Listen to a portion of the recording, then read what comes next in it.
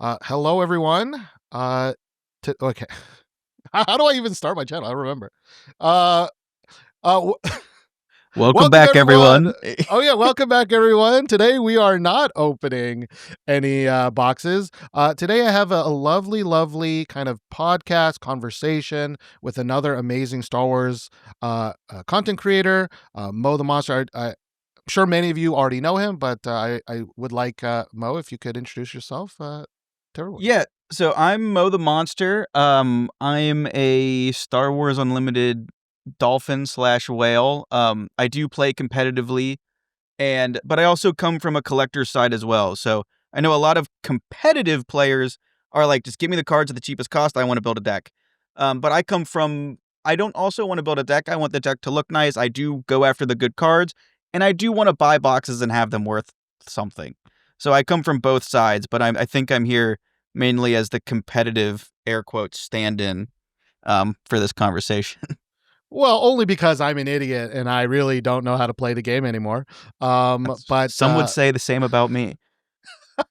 well, your videos do get quite a lot of views, so I want to assume that people do trust you. But you're kind of the perfect person, right? You're part of the player side community, but you also care about collectors. And on this channel, oftentimes that's all I do, right? I open Mhm. boxes, complain about the product. I want to talk better about the product, but so this is going to be a long, kind of rambly thing. But the reason I asked Mo to be on this was I wanted to make a video specifically about the Star Wars product ecosystem, right? We're checking in right before Secrets of Power. Well, I guess it's a month away, but right before Secrets of Power come out. And there's a lot that has happened recently. And so the first thing I want to specifically talk about is that a couple days ago uh, on Amazon, for their Prime, I forget the exact name of it, but the Prime Deals Day or something like that, uh, Asmodee directly dumped product on Amazon. Now, they have been selling product on Amazon for the longest time. I actually made a video like a year and a half ago when they started selling right after Shadows came out. And I was reading through the comments, and it was such a hilarious thing because it was such a different time. Because Shadows was so hard to get, people were going crazy, and then they started selling on Amazon at lower price than MSRP. But when I made that video, people didn't receive the product yet, so there was a lot of copium still in the comments that was like, oh, this was like a list they didn't mean to do. They're not actually dumping product, things like that. And that was specifically bad because many stores at the time got cut to maybe 20% of their order. Stores were not able to get shadows, but then they magically had product to sell on Amazon, right? Now we're a year and a half later, and it is the total opposite, which is stores have way too much product. They're trying to sell this product for a year now, and it, Asmodee comes in and is like, by the way, we still have thousands of boxes and we're going to undercut the market. I don't know if you have any strong feelings generally about companies selling directly on Amazon. Uh, yeah, I kind of do. I do and I don't. Like, I get where they're coming from because the I am lucky where I am in SWU is the local area has boxes, it has products, it has a lot of good stores that sell the product and still pick up the game. But I think we talked about this last time. Like, if you're in, and I keep picking on like Iowa and Kansas, but if you're somewhere that's real small, you have a single game store, and they're just like, hey, listen, we got burned by SWU, which I know me and you were going to talk about. But like, if they go, I'm burned by SWU, I'm not picking it up for the future. Maybe their only option is Amazon. But the fact that like I mean, I'm pretty sure they're even dumping secrets like immediately on Amazon. Like, it's not like they're giving them time or whatever, like local game stores time. I don't. I'm a big support your local game store if your local game store is good, because I know some local game stores they don't treat you good, and so it's like I'm not gonna treat my local game store good if they treat me bad. But I know there are so many cool local game stores around me that I personally would rather. I'll spend a little bit. I'm fortunate, right? So I can spend a little bit more money supporting my local game store. But I think it's an awful idea because now you're gonna have people going, I think, and correct me if I'm wrong, because I am a complete novice when it comes to this, but by them dropping everything immediately on Amazon for under MSRP, um, I don't understand why local game stores would even buy a significant amount of product, because they know that it may be the initial hype. Like, okay, I can get my product day one, but then post day one, why would anybody ever buy from a local game store when they're just going to buy from Amazon? And it's just really going to backfire. That's just my personal, like, what I could see happening, and I know nothing about, the market or anything. Right, right. I do want to be clear, which is as of right now, they are not selling Secrets of Power yet on Yeah. Amazon. Now they might do that when it comes out, but specifically for the sale, the two big things was they were selling Twilight for $41 a box, and they were Excellent. selling Jump to Lightspeed at 60, which were both under market price. Jump, it was very close. But I think Twilight was around $48, $49 on TCG Player. So if they do sell Secrets of Power, I think that's another conversation, because I 100% agree. Like, why would a store potentially be stuck with boxes, immediately on release day, when other people can just get it directly from Amazon quicker, better. You get 5% off if you have like a card, like there's so many, you have Mhm. Amazon credit, right? Like, Yeah. And I talked to a local game store, and you might know more, as much and probably more than I do, but I always heard from people that SWU is like a really poor game for a game store to own right now, because like you can't sell it. And I asked the guy, and I was like, "Hey, is that true?" They're probably like the second or third biggest game store locally to me, and they're big, right? And he was like, "It is one of the slower selling games that we have." And so if you already have a slow selling game, and you know that, well, maybe in a month from now they're just gonna dump this on Amazon for under MSRP and undercut me, why am I gonna buy a significant amount of product to last me? And I can, and we're gonna get into it, but the Secrets of power level, I'm excited about it because I like to be more positive, and as somebody said, a couple of us like to get really excited about mid cards, right? Like, I will try and be Doctor Strange, thinking of every thousands of possibilities to make a card good. But like at the end of the day, they're not that good, and the hardest to get cards, like the legendaries, most of them are ass. Like, without so I've even recommended to people, I think you should buy singles. I think you should buy like a single box if you want to get the opening experience, but just buy singles, because there's literally zero incentive to buy a box, because I think it's almost a 0% chance you make your money back after like a month. so I mean, we are definitely going to touch on that, but that's such a great symptom of what you just described, which is, what's the point of buying Star Wars boxes from a store perspective, right? And I think what has happened, it's almost 2 years now, right? Or one and a half, I guess. We're almost at set six, right? Mhm. 2 years worth of sets. And I do still talk to or hear from, like, on Discord and Facebook, like other stores that are like, well, I already have my people, right? I got people, I'm ordering boxes, no problem. But what if your store doesn't have those people, right? All of those stores are already gone, right? They're already gone. And that leaves this happened with Flesh and Blood, which I've mentioned before, which is, if you already have a scene, that scene is still doing okay, right? Mhm. If you have a small, medium scene or no scene at all, what's the point of a store sticking their neck out to buy product that isn't already allocated to somebody in their store, right?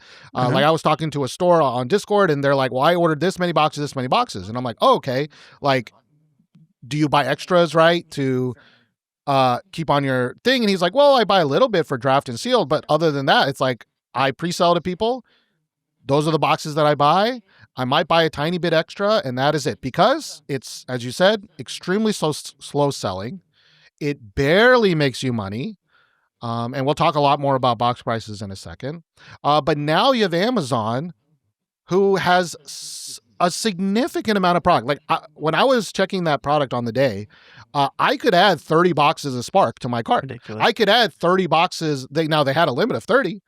But part of me was like, damn, I wish I could like see how much I could add in, because that's a lot of boxes that have been sitting there for a year now, right? Ever since the reprint. And they know that rotation is coming. And I really want to touch on rotation, but like I do too. Like I've seen so much copium of just like for a year now since they announced it, right? That's like, don't worry, like Eternal's going to be a thing. It's like it may be a thing, but in the short term, rotation causes an extreme amount of dumps if that product isn't sold through, right? For other games, like maybe like Lorcana or One Piece, when they have their rotations, most stores don't have, well, maybe Lorcana they do actually for some of the newer sets, but most stores don't have like hundreds of cases, or distro doesn't have hundreds of cases just left over, right? But as we're seeing as proof of the Amazon dump is that, and the Game Nerds dump, which we'll talk about in a second, like there are so much product still sitting in a warehouse somewhere. And why would anyone buy it, right? Like we gave it a year. Now rotation is going to happen. People are really not going to want to buy it. Well, right? Also, like, let's even talk about like the prices of cards, right? So, I saw on, like a card opening stream, that somebody purchased a box of Spark of Rebellion. And so I was sitting there with a calculator open and a TCG player open, right? So every time they would get a hit, I would go and I'd find the card and I would, stack it up. And they lost $15. And they hit I think they hit a home one, they hit a Luke, and they hit like a Boba Fett, right? Like they hit good cards and they still lost money. Which, I mean, like, listen, if we're going to sit here and say buying boxes of cards is a good investment, I think we're both, crazy.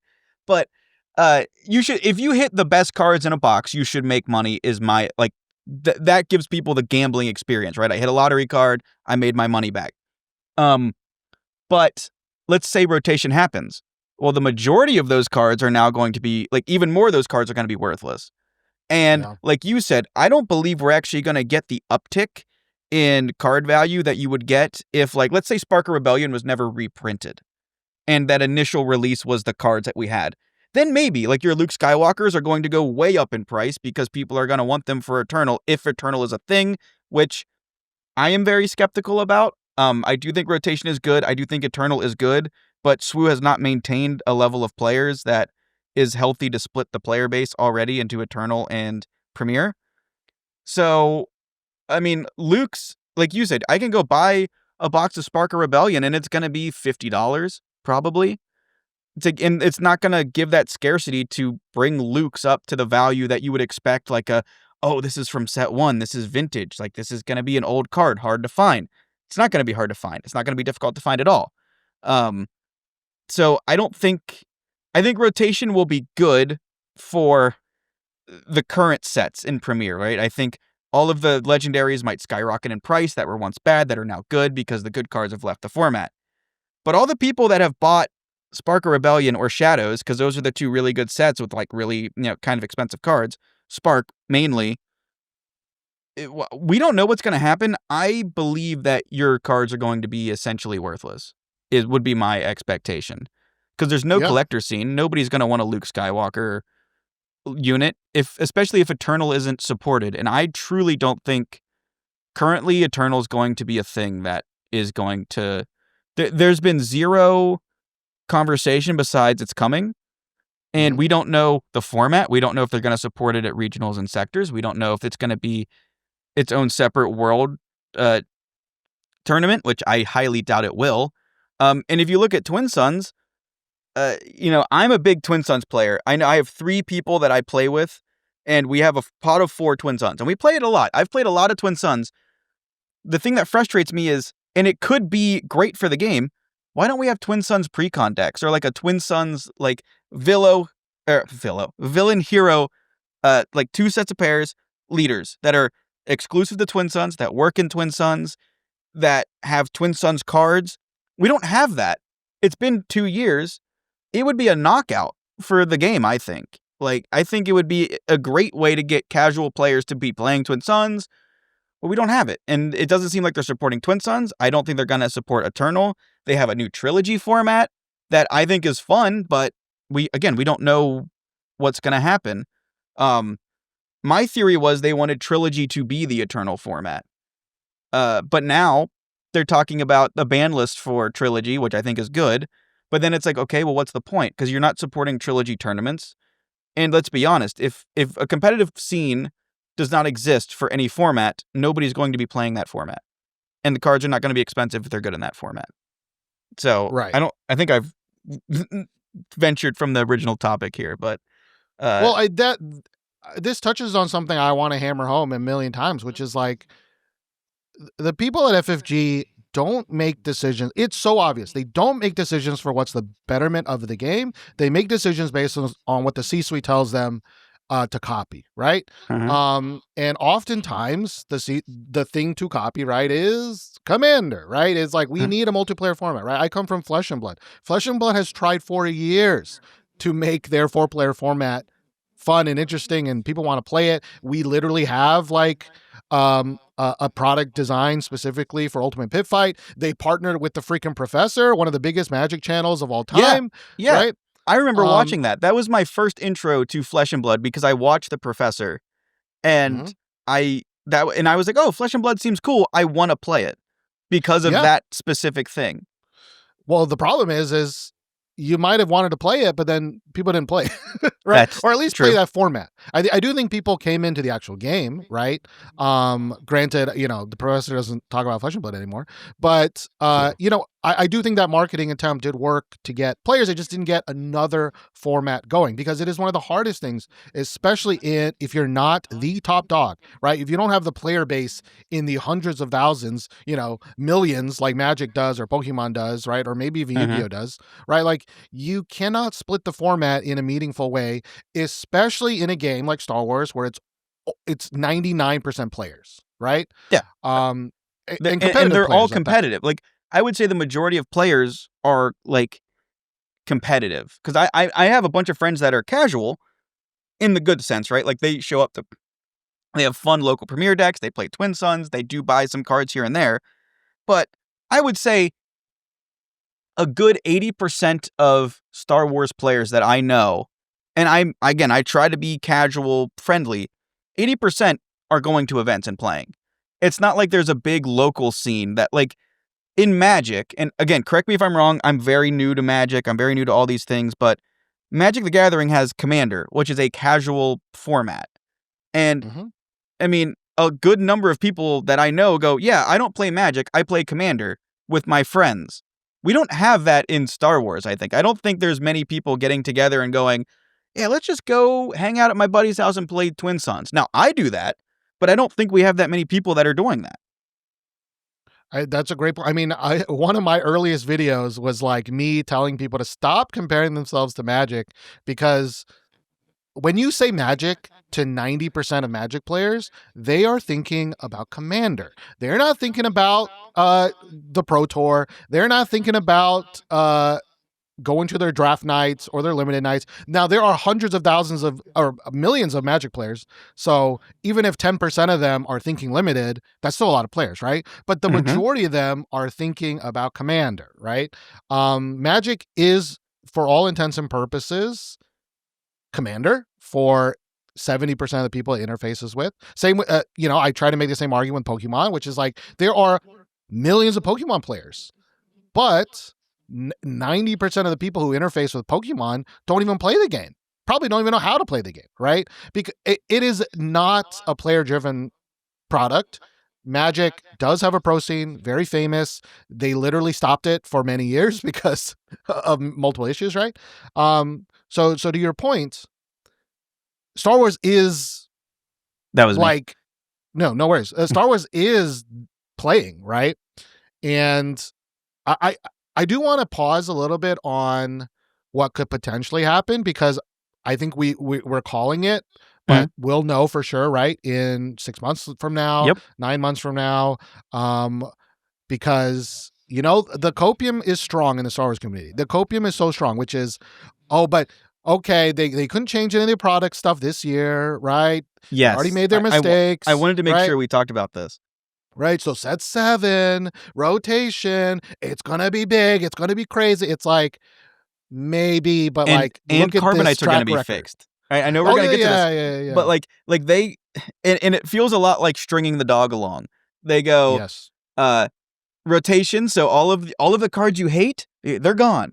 Carbonites, we fixed them. Carbonites, we couldn't do anything until set 7. They're good. And when we talk about balance and strength of the game, they go, "Oh, well, don't worry. We got game balancers in the first sets that they could work on is set 7. So set 7 is the magic cure-all." And okay, it better be. Like if it's not, I'm going to say it here and I would say it to anybody. If set 7 has the same power level that set 6, set 5, and even set 1 has, like those are good strong sets. If set 7 is same power level or weaker and same like card design, I think SWU, and I know everybody's like, oh, as long as one person's playing the game's not dead. With Riftbound coming out, I think the game would be dead on a competitive level or in a dying, like on life support. Like you'll have your next Galactics and then it'll slowly go into irrelevancy. Well, this is not even on my list, but I did want to talk about that. Like, Star Wars has had a 2-year period where they have not faced significant competition. Now there are other games, right? Like One Piece is growing a lot still. Like there are other games around. Lorcana is still big, but Star Wars is still kind of the new-ish kid on the block. But Mm-hmm. now they have Gundam, which is going insane, and they have, of course, Riftbound coming out soon, right? Uh-huh. And those games are already not going to. They are already taking the mind share of a lot of people because, you know, the ethos of my ranting has always been value is important. And at least we don't know anything about Riftbound. We have no earthly idea. It could be a total failure from a collecting experience. We don't know yet for sure, right? But we do know it has a better chance at it, right? And that chance creates hype, and hype creates players, and having more players gets more collectors, and more collector. It's like hype is important, right? And I don't think Star Wars has had any hype. I don't even think set 1, outside of set 1, going into set 2, when it was super, super hard to get, right? It has ever even come to a close percentage of the hype that it ever reached. Now, that's kind of a dumb statement, to be honest, because the hype in the supply issues are one and the same, right? They come together. But like everything that you just said, meta fixed, carbonites fixed, regular booster box fixed. It's the magic cure-all. But even if it cures all of that, yeah, as a new player, why would they give a shit, right? Like, unless they're obsessed with Star Wars, right? Star Wars does have the benefit of the license. It's like, why not give Riftbound a try? Why not give Gundam a try? Where like there's 10 weeklies in your area and they're all completely filled, right? Why not? A lot of people I've talked to just go back to Magic. It's like the home base, right? It's the World of Warcraft. It's just like, hey, I mean, maybe I took 10-year break, but it feels like home, and I'll just go back to Magic. Whatever. It's like, oh, Teenage Mutant Ninja Turtles. Okay, that pisses me off. Let's go to One Piece, right? It's a very filled field, very competitive field right now. And I mean, the reason why I browse Reddit quite often to the detriment of my own brain. And Same. I will say that I see two things. I see new players coming into the Star Wars Unlimited Reddit and asking, hey, I'm new to the game. What should I buy? What should I do? And so I try to give them, some people will go, buy this deck or do this or don't. But I'll try and give them a detailed response of like, hey, welcome to the game. Here's what's happening with rotation. These cards go away. These are the decks I would recommend you purchase because they're $40, $50 decks to see if you like the game. And the majority of the cards are not rotating, so you have an extra year for them, right? So like, you see people coming into the game still saying like, I want to get into the game. But then you go to like the TCG subreddits and all that, and you'll see somebody going, hey, I'm leaving Magic or I want to get into a TCG. What should I get into? 6 months ago, you would see people saying, in my experience, I saw people saying, get into Lorcana and get into Star Wars Unlimited. Those were the two that I would see. Now I'm seeing people say Lorcana, Gundam, or wait for Riftbound. I don't see SWU in the conversation at all anymore. And I know a lot of people, myself included, I think Star Wars Unlimited is like the action and deck building mechanics in the game are fun. But when you boil it down, like, I'm trying to think of the best way to say this. So, like, in card games, right? The best the best players, like Hall of Fame level Magic players, win like 58-60% of their games, right? In SWU, the best players, no joke. I remember, like, I saw this posted in a KTOD Discord. One of the players said that he has like an 80% win rate because the game doesn't have as much variance, and in my opinion, as other games, because the draw 2, every card is a resource. You can't get land screwed. You can't get land flooded. And the matchups, like the action reaction, leaves a lot of the, like, okay, I have 3 cards in hand. I can do this and this and this. And then my game state, I just automatically win. Where in Star Wars, like, I play 1 card. Do you have the counter? No? Good. I probably win. Oh, they had the counter. Okay. I play another card. I do another action. So it's like, it's very skill based, where it's very skill based and there's a lot less variance in it, which is weird and interesting. So I still think the game, I would recommend people play it because I think it's simpler than a lot of other games. And if you like Star Wars, play it. But other than that, the competitive scene is kind of tanking, in my opinion. We'll get into the reasons why. But if you're looking to play the game competitively, there's a lot of red flags. If you're looking to play the game casually, there's a lot less people that are playing casually. You don't have the Lorcana or the Magic people that are like casual level players. Right. And to be clear, that has always been Star Wars' strength, right? Like the Star Wars strength is players playing, right? That is what everybody says, like, oh, it doesn't matter if the boxes are worthless. It doesn't matter if stores aren't making any money. It doesn't matter if no collectors want to join into the game, but players play, and we're getting a lot of players every set. That's what I keep hearing.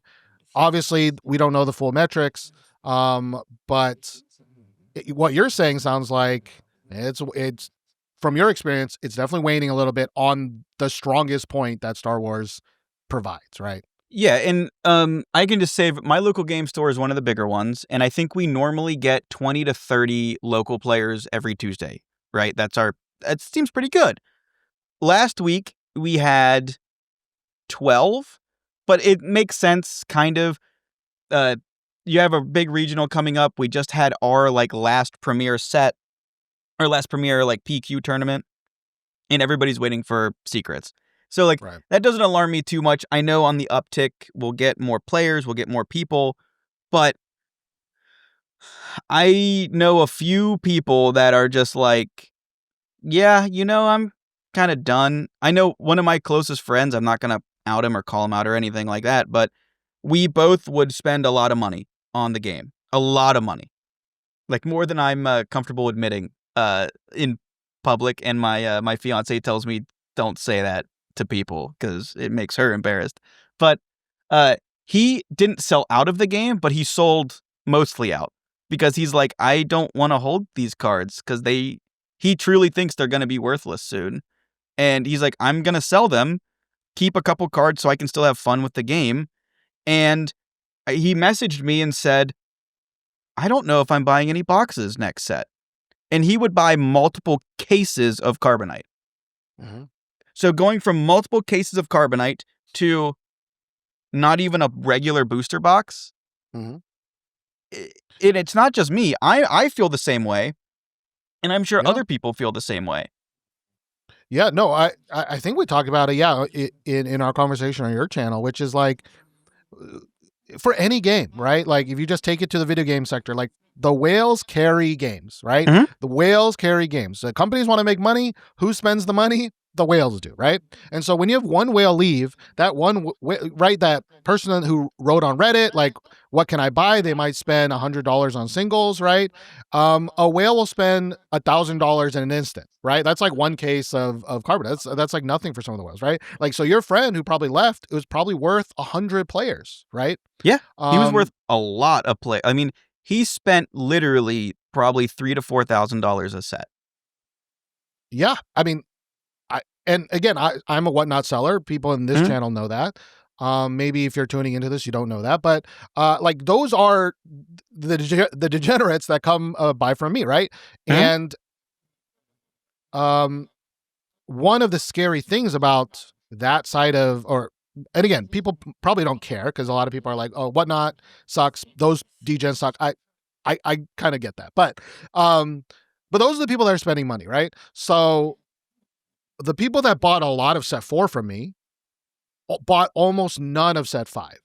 Okay. But we do have new people come in that were buying set 5. But I would say my overall sales from set 4 to set 5 was probably down 30%. Right. And I expect that cycle to continue where a lot of the people that bought set 5 are not going to buy set 6 because why would they? They just get slammed on value. Right. Even if it's not the value at the time, you just wait a couple, right? You wait a couple weeks. And again, we can talk at length about how bad carbonites are, which we did on your channel. And again, when you lose the whales, Flesh and Blood has this problem as well. When you lose the whales, it doesn't mean the game's dead, right? But it does mean the game will probably never get bigger. The question then is, how can we not hemorrhage players, right? But it's just going to be like smaller, slowly, right? Yeah, it's on life support, right? You got the death spiral, because then you're not getting any new players, because no new player, like, nobody wants to join. It's the same way in video games and like MMOs. Nobody wants to join a dying game. Yeah. And no, that doesn't mean they can't recover, right? Like, I think Flesh and Blood has done a lot of work to recover, but Flesh and Blood, again, Flesh and Blood has a small indie company, right? They're an actual small indie company. A lot of people like to think FFG is, okay, but the LSS who makes Flesh and Blood, they're an actual indie company. They don't have a license. They could run Flesh and Blood for the next 30 years and make okay money. That is totally fine for that company, right? That is not fine for a company like Asmodee that has the Star Wars license, right? Like, you need to be a big splash, and that's kind of the eternal problem with, like, Flesh and Blood, you can give time, you can give a decade, right? But Star Wars, I think we all know, even in the happiest of times, people are like, it's just a ticking time bomb on when they lose the license, right? Unless you're EA. Well, true. And I will say, like, I mean, this is talking a little bit outside my pocket, but like, we finally saw Universes Beyond Magic set not do well, right? Spider-Man has not done well. It has been kind of a flop. Next year, it's freaking crazy, right? It's like Star Trek, Teenage Mutant Ninja Turtles, whatever. But like, I've said this before, and I'll say it again. They could do a Star Wars set and it would sell $1 billion. And I guarantee you Disney will probably make more money from that licensing agreement than Star Wars does, or Star Wars Unlimited does. Yeah, I completely agree, especially with like a collector booster of Star Wars. If they made a full set, they made it good, and they probably could, because now that, legendary ships or legendary vehicles can now be commanders, you're going to have an iconic IP. Like, you could easily get people into Star Wars and Magic, and SWU would, like, you would see people that went to SWU go learn Magic to Commander easily. Yeah, I mean, and they would probably because like investors, and I know people hate investors. There are pros and there are cons, of course, to these investor types, but like, they're going to be all in on those top Chromes people are going to be all in on a Magic, Star Wars set like that. And don't even get me wrong. I think I'm going to make a prediction here. If they ever do a Star Wars set in Magic, they're going to do it like they're doing Marvel, I think. They're going to do Star Wars Episode 4, A New Hope, or Star Wars OG Trilogy. Like, I think they'll milk 4 or 5 sets out of Star Wars, not just one. a million percent, 100%, kabillion agree with you. Like it will be, that is just, it'll be Marvel and Star Wars alternating, sets Yeah. for the rest of the of our Disney lives. should just right? buy them at this point. Well, the Spider-Man one didn't do well, so maybe that will change things right next year and in future talks Sure. for Magic or whatever. But the whole point of this part of the conversation is that it is a ticking time bomb. You cannot just keep sweeping it down the road, right? To go back to 20 minutes ago, right? You can't just keep sweeping it. Oh, it'll be set 7, and then when set 7 doesn't work out, it's like, oh no, there it'll be set 10. I cannot tell you how many times on Discord when I used to actually post in the Star Wars Unlimited Discord, where it's like, okay, Twilight came out, everyone's like, it's gonna be hype, wah, wah. It's like, don't worry, look at the next set. The next set's set 4, right? It's gonna be a paradigm shift. Carbonites are gonna come out. So many people are talking about how I'm an idiot and how it's gonna be great. What happened? Wah, wah. Okay, wait, but they learned, jump to license, or Legend of the Force. It's like every time it's just like next time. And it's like, I will say though, the general sentiment has become more negative, which is bad, but as long as it's done, and again, in a kind way, right? Like a constructive way, right? A constructive way, which I hope my videos are sometimes. Like that is something, it's taken a long time for it to happen, but it has kind of finally happened, right? I don't think it's really happened with the content creators, which we were speaking of before the recording, and we'll probably talk about in a second. But I do think whenever you check on Reddit, it's like, oh, this is going to be, people are not okay with more stuff, which is scary for the game. But because I do think, like, my whole thing is like, without the toxic positivity of Star Wars, like it is a death spiral. Like once the goggles, right, the rose tinted goggles come out, people are like, oh shit. Like, so yeah. I want you to respond, but then I want to. Well, yeah. So, there's a couple ways that I'm thinking about taking that, and I think, it would be a good segue. I think it might be a little out of order, but, I see a lot of, and I'm not going to name drop here because they have posted in Discord chats. They haven't made anything public, and I don't want to, like, A, put words in their mouth if I misread what they said, or B, if it is what they said, but they didn't want it out publicly. I'm not saying any names, but good players. So if you're a competitive player, you watch my videos and you think I'm dog shit at the game and my takes suck, this is not me saying this, although I agree with it. But like, new leaders for the next set, right? So there's a leader that is like interesting. There's Sly Moore, there's General Price, or I think it's General Price. I think that's her military rank. There's Lama Su, right? There are these interesting leaders that have like interesting type effects, but they're statted and costed so bad that they're instantly dead on arrival. So General Price, I think, is a 4/6. Like, for every non-exhausted unit you have, or non-exhausted token unit you have, she gets an extra power.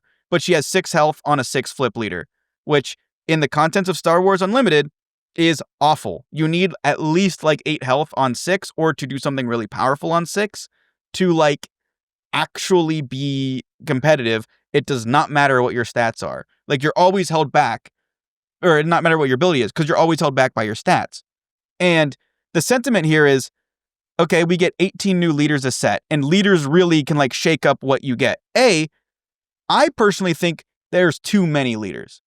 I think they need to cut that back and make 8 or 9 leaders good leaders, not 18 leaders where you have, I think at this point, there maybe is 1 good leader, 3 interesting leaders, and the rest are bad. I think, and this is off the top of my head, right? Like, and then you always get the people, once again, going, well, rotation's going to save it. But A, disagree, and B, it's just not, like, the game is not, the cards are not being printed good enough. And so, like, again, I'm playing Riftbound a little bit here and there, right? In anticipation of it coming out. And me and my friend go back and forth, and we're talking about like, oh wow, they printed a card that's this good in set 1, and you're like, wow, if FFG could just print good cards or like try to push the boundaries of good cards, the game would be a lot more interesting. Like, and at least to me, and maybe this is the wrong way to think about it, but if you can't ever errata a physical card. They said that they're not going to like, oh, well, this card actually has an extra stat on it or something like that. They're not going to do that, which I think is good for new players. But you can always ban cards or limit cards. You can't ever, you know what? Let's just reprint all of these cards with an extra health, right? You can't ever do that. So if a leader is too good or if a card's too good, I mean, I would be more okay with them limiting or suspending cards than just making absolute crap. And like that's my stance on like the card balance and the everything to go with like the game just not I don't think the game is it's not being pushed well enough. And then that goes to, okay, well the game's not being pushed well enough. Why am I buying boxes? Like I think that's it. I mean, I know again, good players, not me, but players who have bought cases in the past said this is the first set they're not going to buy any cases. I don't know. I think I also forgot the original question once again, but No, I do want to hit on a specific thing you said, which is the too many leaders, right? It's something that literally set 1 I was complaining about on Whatnot. I don't know if I've made a video on that. But like, for example, again, I come from Flesh and Blood, where every set there might be 6 new heroes, there might be 4 new heroes, sometimes 3 new heroes, right? And it's still very hard to balance a set with 4 heroes, right? We just had a set with 4 heroes. Oftentimes they make sets where all 4 of them are completely underpowered. Sometimes they make sets where 2 of them are so insanely overpowered that it's also bad for the game, right? Like again, there's pros, there's cons, there's a happy middle ground. We're always asking for the happy middle ground, right? But with 12 leaders, literally, again, this is part of my stance that like the original sins of Star Wars is holding it back and they will never change, right? Because leaders are tied to showcase rates. And showcases are very, very important as the last bastion of value, right? So they will never change how many leaders you get because that means there's less showcases.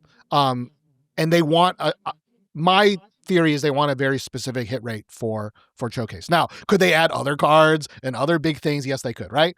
But I do think FFG as a whole, most companies actually, are just incredibly stubborn.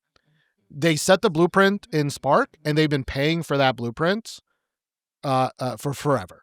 And part of that is the copium, right? Of like, well, they fucked up. It was too strong. So when rotation happens, right, they're designing these cards for rotation, for like, after rotation. It's like, okay, great, but also fuck you. I'm buying this product now. Yeah. You better make it good now. Okay, right? how about I take a break until rotation then? Right? Like, how about I play Riftbound right now and wait till rotation when the game's like. This is also my problem with video games where people are like. So I play a lot of MMOs, right? And one of my biggest issues, I know this is a complete tangent, is when people go, the game gets great at 600 hours, and it's like, well, can the game be good at hour 0? Like the game can be just as good as hour 0 as hour 600. The game can be good post rotation and pre-rotation. It doesn't have to be like these cards can be good for both. And my argument to people that go, okay, well, showcase rates and showcase value. Do you know what the going rate for a Rio Durant showcase is right now? Like it may be $13. Toilet paper roll? Yeah. You can get a legendary Anakin or a planetary bombardment if you go in the same set that is more expensive than a showcase, which is rarer. Yeah. Like, okay, what? Like, and so if you cut leaders to half the leaders, just half or even less, if you add 1 leader per color pie instead of 2 to 3, or you just even say like, hey, you know what? We're not going to have a yellow villain leader this set. We're going to have something else. Or if you have like an extra leader that's a wacky leader, because there are leaders that they try to make that's wacky that people love. People love wackiness in this game because it like holds a new element. But you can do this stuff, but make the leaders stronger and like truly give them an identity, and then lower the showcase rates a little bit. Because right now, who cares if a showcase is 1 in 12 boxes if you hit a Rio Durant? Like, wouldn't you rather, Yeah. if you do actually hit something that's worth $200, $300 or more? Or would you, like, because I've opened Eh, 2 Cal Kestis showcases, which I think are like $60, $40. Right. And here's the thing, to your point, which is this is original sin, right? Which is they wanted a specific hit rate for showcases in set 1, but then they fucked themselves by making carbonites the way they are, Yeah. right? By increasing the showcase rates, cuz back then it was really hard to get a $20 showcase. I mean, there were like some bad showcases, right? In sets 1 and 2, and then of course 3 got overprinted. But like the average price of a showcase was significantly higher Uh-huh. when carbonites didn't exist, right? And even then they were not great, right? So to your point, I totally think less showcases would be great. They would make them more chase cards. But the Uh-huh. problem is there was no in between, right? There's nothing in between a hyperspace foil and a showcase. And Uh-huh. so if you make showcases harder to get, like one every 4 cases or 6 cases or whatever, like a manga or something, there really is not that much to fill in the gap because hyperspace foils are nothing, right? Like they're barely a multiplier, especially after carbonites, but even before carbonites, they really didn't have that much of a multiplier. Even in the heyday of set 1, I think some of them had like a 2x multiplier or a 1.5x multiplier. Uh-huh. That's still not a great bridge to showcases if you make them even harder to hit, right? So Yeah. it's again like a huge product makeup problem. And then they punched itself in the face when carbonites came out. Well, And it bleeds, right? It bleeds in everything. yeah. So one thing I want to talk about, and I think, so I had this epiphany the other day after we spoke last time, but they keep doing, and if I can send you a link to it so you can post it on screen or anything like that. But last set, we know they did that stupid force background card Mm-hmm. for like the gold, the purple, the gray. And then this set, they have propaganda, which looks awesome. The propaganda stuff from what I've seen looks really good.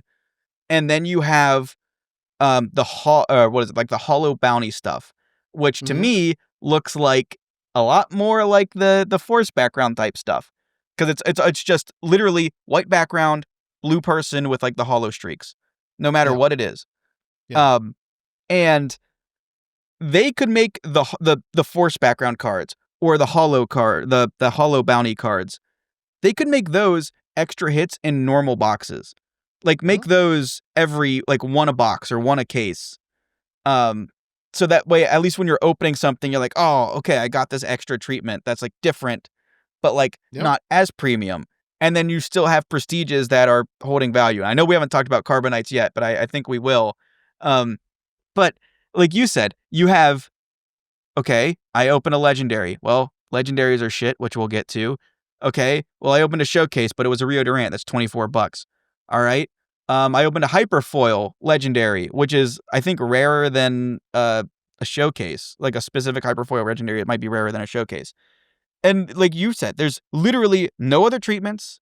There's nothing else to pull for. There's no other alt arts. And I know you've been doing a lot of Gundam, and I know they like guarantee certain things, and there's like extra rarities. And Pokemon, which is a collector product, has hidden rarities and secret rarities.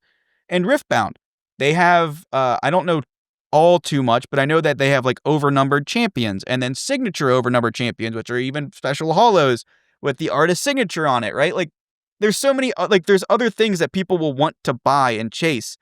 And then they even have like, show up to this event, you get a cool promo card for a Teemo.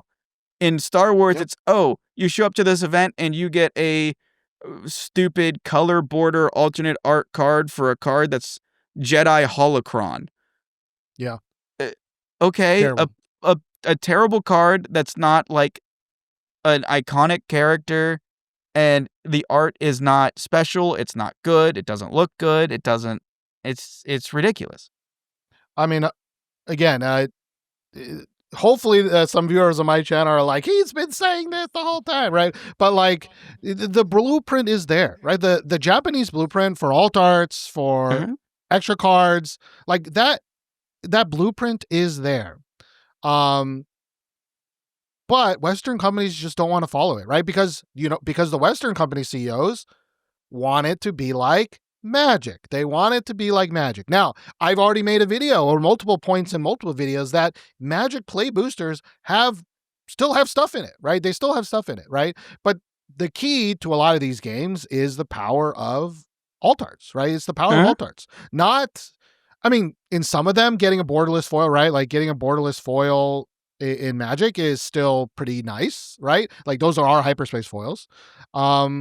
But again, they didn't start a box with 4 versions of the same card, right? Again, another original sin, right, of the product makeup is starting with 4 versions of the same card, which is insane. They could have just done hyperspace base, hyperspace foil, alt art. Every card has a hyperspace. Every card has a foil. Every card has a hyperfoil. That just shouldn't, to me, and at least a hyperspace is guaranteed per pack. Or not a hyperspace, I'm sorry.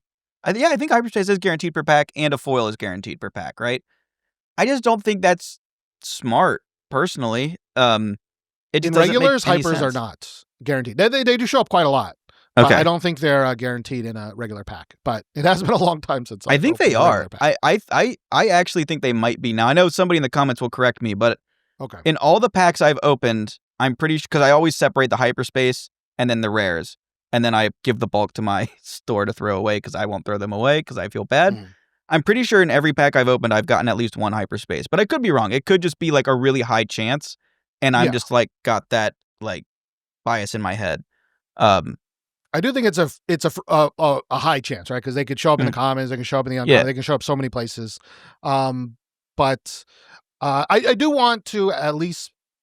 It's funny because every time we talk, it's like there's so many things that could be better, right? And the original, my thought for originally was stuff that we can control now, right? These are a lot of things that, again, sweeping it to set 7, maybe they'll change it, blah, blah, blah, blah, blah. But I do want to talk about 50 minutes in, the market right now, right? Okay. And so right now, when you look at booster boxes, I'm going to list through them, right? So on TCG Player, Spark is $100, Shadows is $69, Twilight's $49, Jump is $62, and Legends is $55, right? Now, Secrets is not out yet, but I've already seen people on Facebook selling Secrets for $70 a box, all right? It used to start at $75, now we're starting at $70, and also not that many people are buying it. Why? Because they can just wait a couple weeks and it might get down to $55, right? And I need to remind Star Wars players because they don't remember or care or want to know, but the MSRP for these boxes is $120. That means the economics of the game from a distributor standpoint, from a store standpoint, from how much money FFG makes, it's all based off of that MSRP number, right? Percentages on that MSRP number, right? So that means that your local store is probably buying that box from distro between $60 to $70, probably closer to $65, right? Which means of the all 3 sets this year, or okay, we don't know the last set, but Jump and Legends, they're both cheaper than it costs a store to buy, right? They're losing money on it. Twilight is, we all know, an abject failure, right? We were saying how on Prime Day, they're going for $41. Game Nerds, a big online store, is having their fall sale. They are pricing Twilight at $35, right? But this is a sign. It is like facts on paper of like nobody wants your game relative to the supply, right?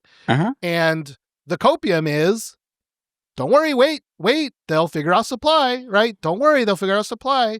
But it doesn't really matter because right now, why would any store, especially a new one, especially one with a small business, a small amount of Star Wars players, why wouldn't they just sunset Star Wars and do Riftbound, right? Or Gundam, right? Or just let them buy it another off Amazon. Magic Knight, right? Or let them buy it directly from it, right? Like the it's not even just value for players, right? Like something that I advocate because I'm biased, right? I'm a whatnot seller. I effectively in kind of a store, right?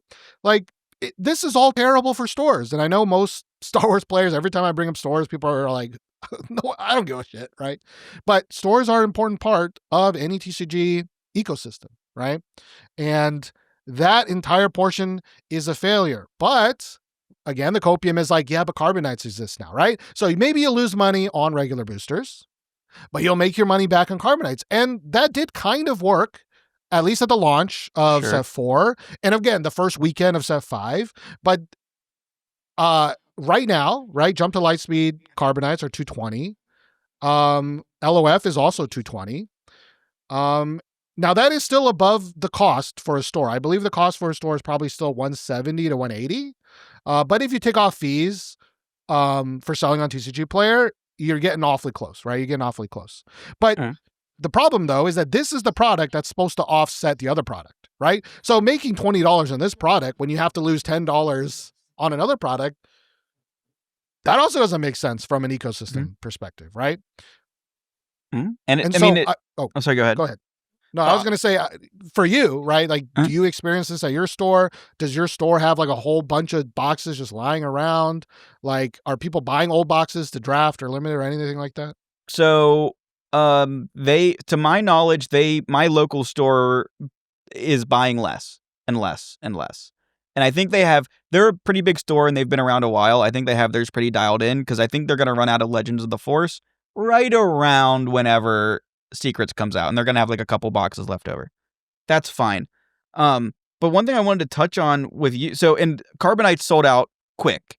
But one thing I want to kind of touch on, and I need to preface this because this is where you have the people that are coming in from my side going, we want the game to be cheap to play. I want the game to be cheap to play, but it also needs to have some collect value. And I know I'm gonna say something, and I just know you're gonna pop off. So I'm ready for this, but we need to compare Carbonite boxes to collector booster boxes in Magic because those are the only games that have collector booster boxes to my knowledge. There might be a couple more, but when you look at typical collector booster boxes for things like Avatar or things like Final Fantasy or even Edges of Eternity, which I personally bought a couple of, my store locally did not have nearly as much after they pre-sold everything. And I don't know how much they got allocated, but I know that they had 3 boxes and they were going for $350 to $400, I think, per box.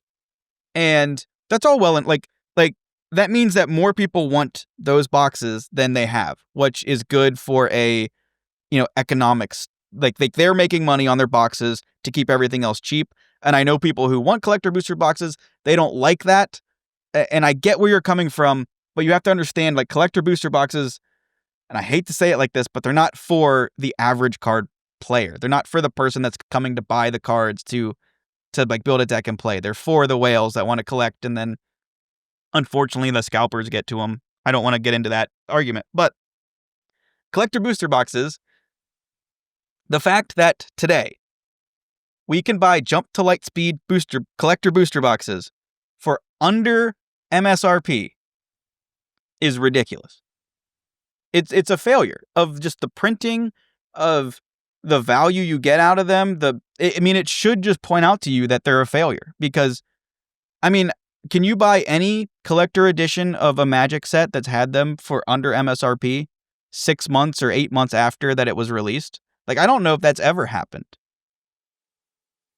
I will say there are some sets, from my limited knowledge, where it does get close to MSRP.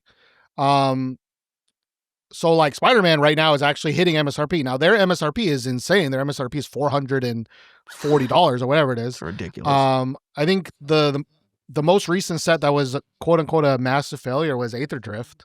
But I think that was during a time where they technically don't have an official MSRP or something like that. Oh, okay. Yeah. But I to your point, like, it doesn't matter if Magic has a bad collector box because they have historical record of 20 years that it will go up one day, right? One day it's going to get harder and harder and harder to get a supply. will go down, right? And there will be people that want it.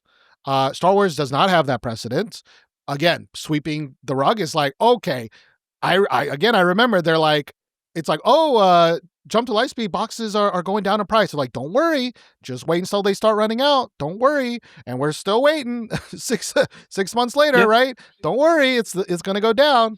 And maybe it will, one day. I don't know, but in the entire premise of our last conversation on your channel, right, it is essentially that collector boxes as an idea, right? The entire idea is for collectors, right? Yeah. Has failed on every measure that a premium product like this set out to do, right? Yeah. Failed to get collectors in, failed to provide value, and then it had a whole bunch of knockdown problems, right? That seeped into other things, right? Like it made regular boxes way less important, right? And it did flood the market so that average Joe player can get all the cards for super cheap, right? But I'll go back to what I said earlier, which is Japanese games figured this out already. Alt arts is how you do it, because it's in all the cheapest games to play are all Japanese games, because the regular versions of the cards are dirt cheap because everybody's opening so much product because they're hunting for these alt arts, right? That they and that you can buy a deck for $40. And correct me if I'm wrong, the alt arts are in the normal packs. Yes, like yes, they're not in a separate one. product. That is because one thing that I want to make sure we touch on here is the reason why, if you look at the prices, it's interesting to me that Spark and Shadows are doing okay. And Spark's actually doing, like, let's say good. I would say $100 a year and 3/4 away from its release, slightly under MSRP, I think is good. And maybe I'm wrong here. But they didn't have Carbonite boxes. And then you see a drastic, like, Jump to Lightspeed is actually a powerful set. But all the cards are kind of worthless because all the good cards, there's like a couple. And then the power level of cards, and I think we can get into this a little bit later, but the power level of cards is why the boxes suck in price. But then you also don't even have the bonus of, okay, well, the power level sucks, but I want these alt arts because the alt arts are in Carbonite boxes, not in the normal boxes. So there's literally zero reason to buy normal boxes because you should just buy singles. Or if you want the alt arts, you're buying the Carbonite boxes, which are still cheap because they overprinted them. Well, and the alt arts suck.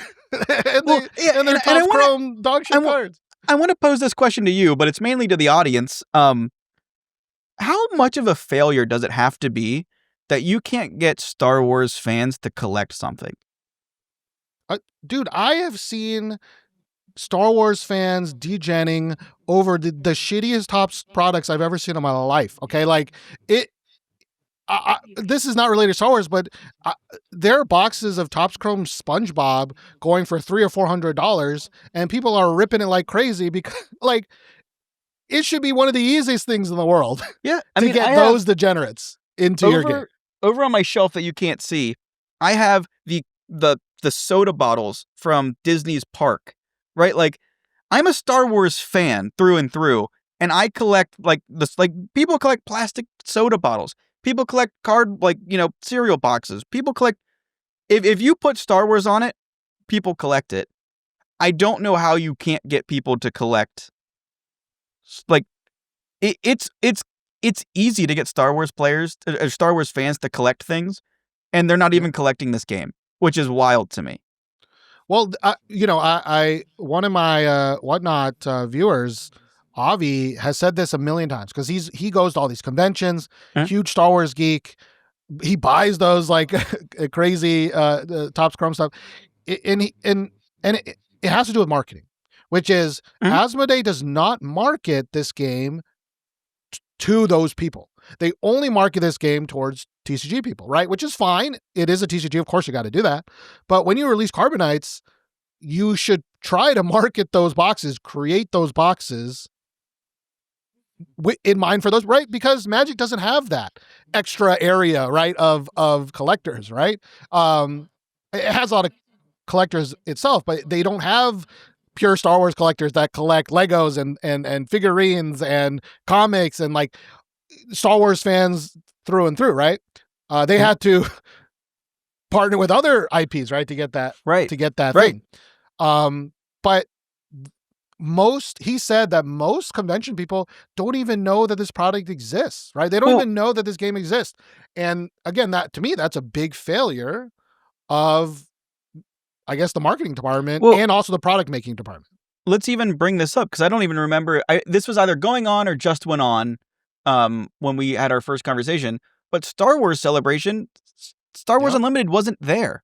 Now, whether they weren't invited, they were too late, yada, yada, they didn't. But, I mean, to miss out on Star Wars Celebration as a new company, and then also, they didn't even do anything. Like, they didn't even do like a in partner with Star Wars Celebration, let's release a product that you can buy. Like, Riftbound, again, I keep bringing it up because I think it is the best comparison as a new kid on the block, existing IP, newish card game. Riftbound, for their world tournament, for League of Legends World Tournament, they are selling a Worlds promo kit with like and I don't even think it's that good. It's got like a playmat, some shitty deck boxes, and a Teemo promo. And I mean, I still think it's a good idea. They did an Arcane box, which was like $80 or $90 that had one card for some of the Arcane legends that are in the game. Those are all great. And they didn't do like hey, in honor of Star Wars Celebration in Japan, we're going to do a Japanese themed card for like a Leia. None of that. And it's ridiculous to me that they're not doing, like, there's so many things that they could do for this game that they just don't. Like I think we've said it a million times. Like, self-owns or just, like, it's easy layups that they're missing. It's ridiculous. Yeah, I will play a little devil's advocate, which is that it helps that Riot owns the whole vertical IP, right? Yes. And I'm sure Disney has a lot of stuff, but I fully 1,000 million times agree that like not having, even if it's just for players, it doesn't even have to be for collectors. It could be just for players. Hey, if you schedule an event on Star Wars Celebration weekend, you get a special promo, right? Like a special Japanese promo. It's going to get players into the thing, right? Like something. They couldn't even do that bare minimum, right? Right, and you're right. Maybe we should put the caveat, like, maybe it's not FFG's fault, but at this point in time, I have given them enough slack, I think. And I think we can get into it, but this is the second tournament season in a row where they haven't had promised prizing or promos at an event. Like, so I'm done giving them slack, I think. I think saying like, oh, well, maybe FFG, I think I'm over it at this point because they've made so many other mistakes that, like, I think I'm done giving them benefits of the doubts. And I know I'm sounding negative. I'm still playing the game. I'm still enjoying the game. I'm still going to make positive videos for the game. I still love the game. This is like kind of tough love and kind of like criticism that you need to do better, because it's just having yes man, just having people saying, oh, your set 7 will be great, sweetie. It's not good for the game, because I live in the real world. I know you live in the real world. Riftbound's coming. Other people are coming. And there are serious issues with this game that need to be addressed. Yeah, this is a small thing, but it is based in the vein of what we were just talking about, right? Which is timing, right? Like, they missed Star Wars Celebration Day, right?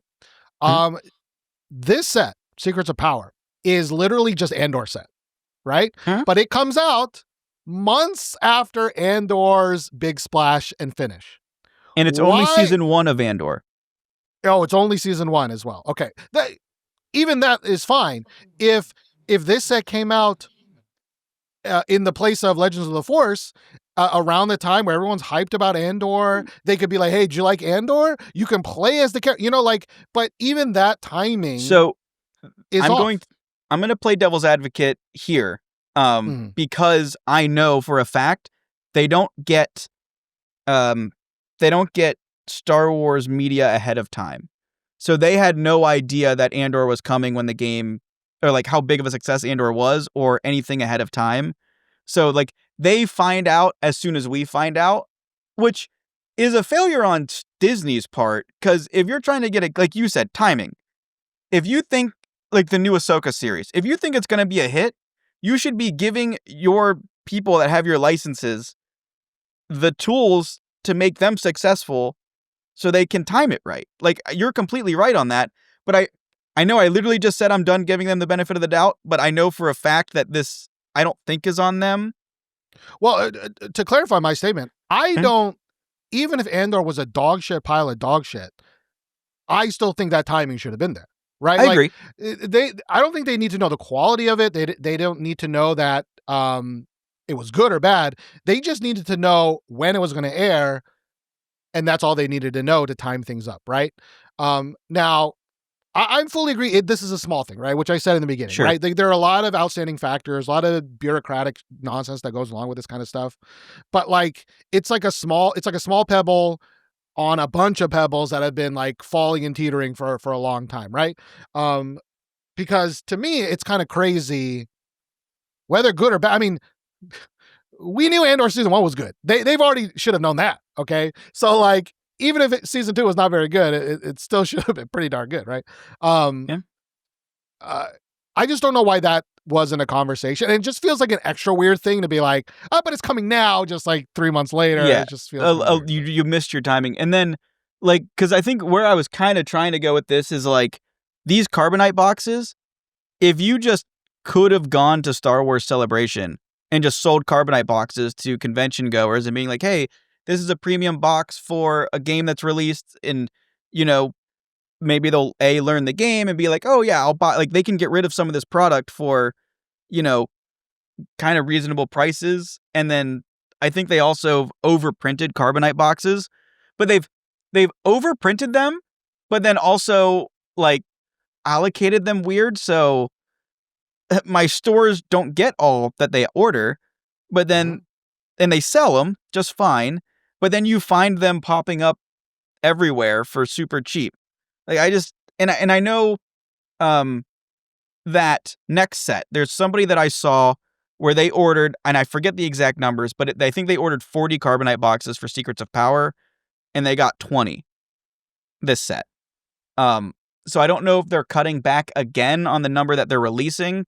I think, and I'm stealing your thought here, but I think they've printed the same amount, but are artificially limiting the supply to try and like artificially help until we get to the fix all set 7. But hell, I don't even know if that'll work because I know so many people that are buying less carbonite product Mhm. going forward. And if I didn't have a YouTube channel, I wouldn't buy any. I keep telling people that, and I'm not ashamed to admit it. I don't think you Right. should buy carbonite boxes. I think you should wait a month, buy the cards that you want, and then just leave the rest, to the wayside. I mean, 100% agree. I will say that we know, or supposedly we know, right, that they cut supply, or they cut the print run for Mhm. set 5. That's what people have been saying. Like my mom's best friends with Uncle Asmodee, and they said that Mhm. they cut the supply by 30% or whatever. I don't fully agree with that, but by doing the math of how many showcases and how many serials you generally get, they definitely did cut supply. But it doesn't matter if you cut supply by 30% if demand drops 40%, right? Then you're still oversupplied, right? And so there was a big rumor that they were going to it seemed like they were heavily cutting supply of carbonite boxes for the next set, right? The person you mentioned in Discord, who I've also talked to, my store said that they cut. I have always gotten my full order for carbonates. Mhm. Now, part of that is they make you buy an increasing number of regular booster boxes, which is really annoying given what we've just said, that they literally already pre-selling for $70 and barely they are literally negative money for me, right? Mhm. But when they're like, at first it was like, oh, you could buy one box to one box, and then it's like it's actually one box to 2 boxes.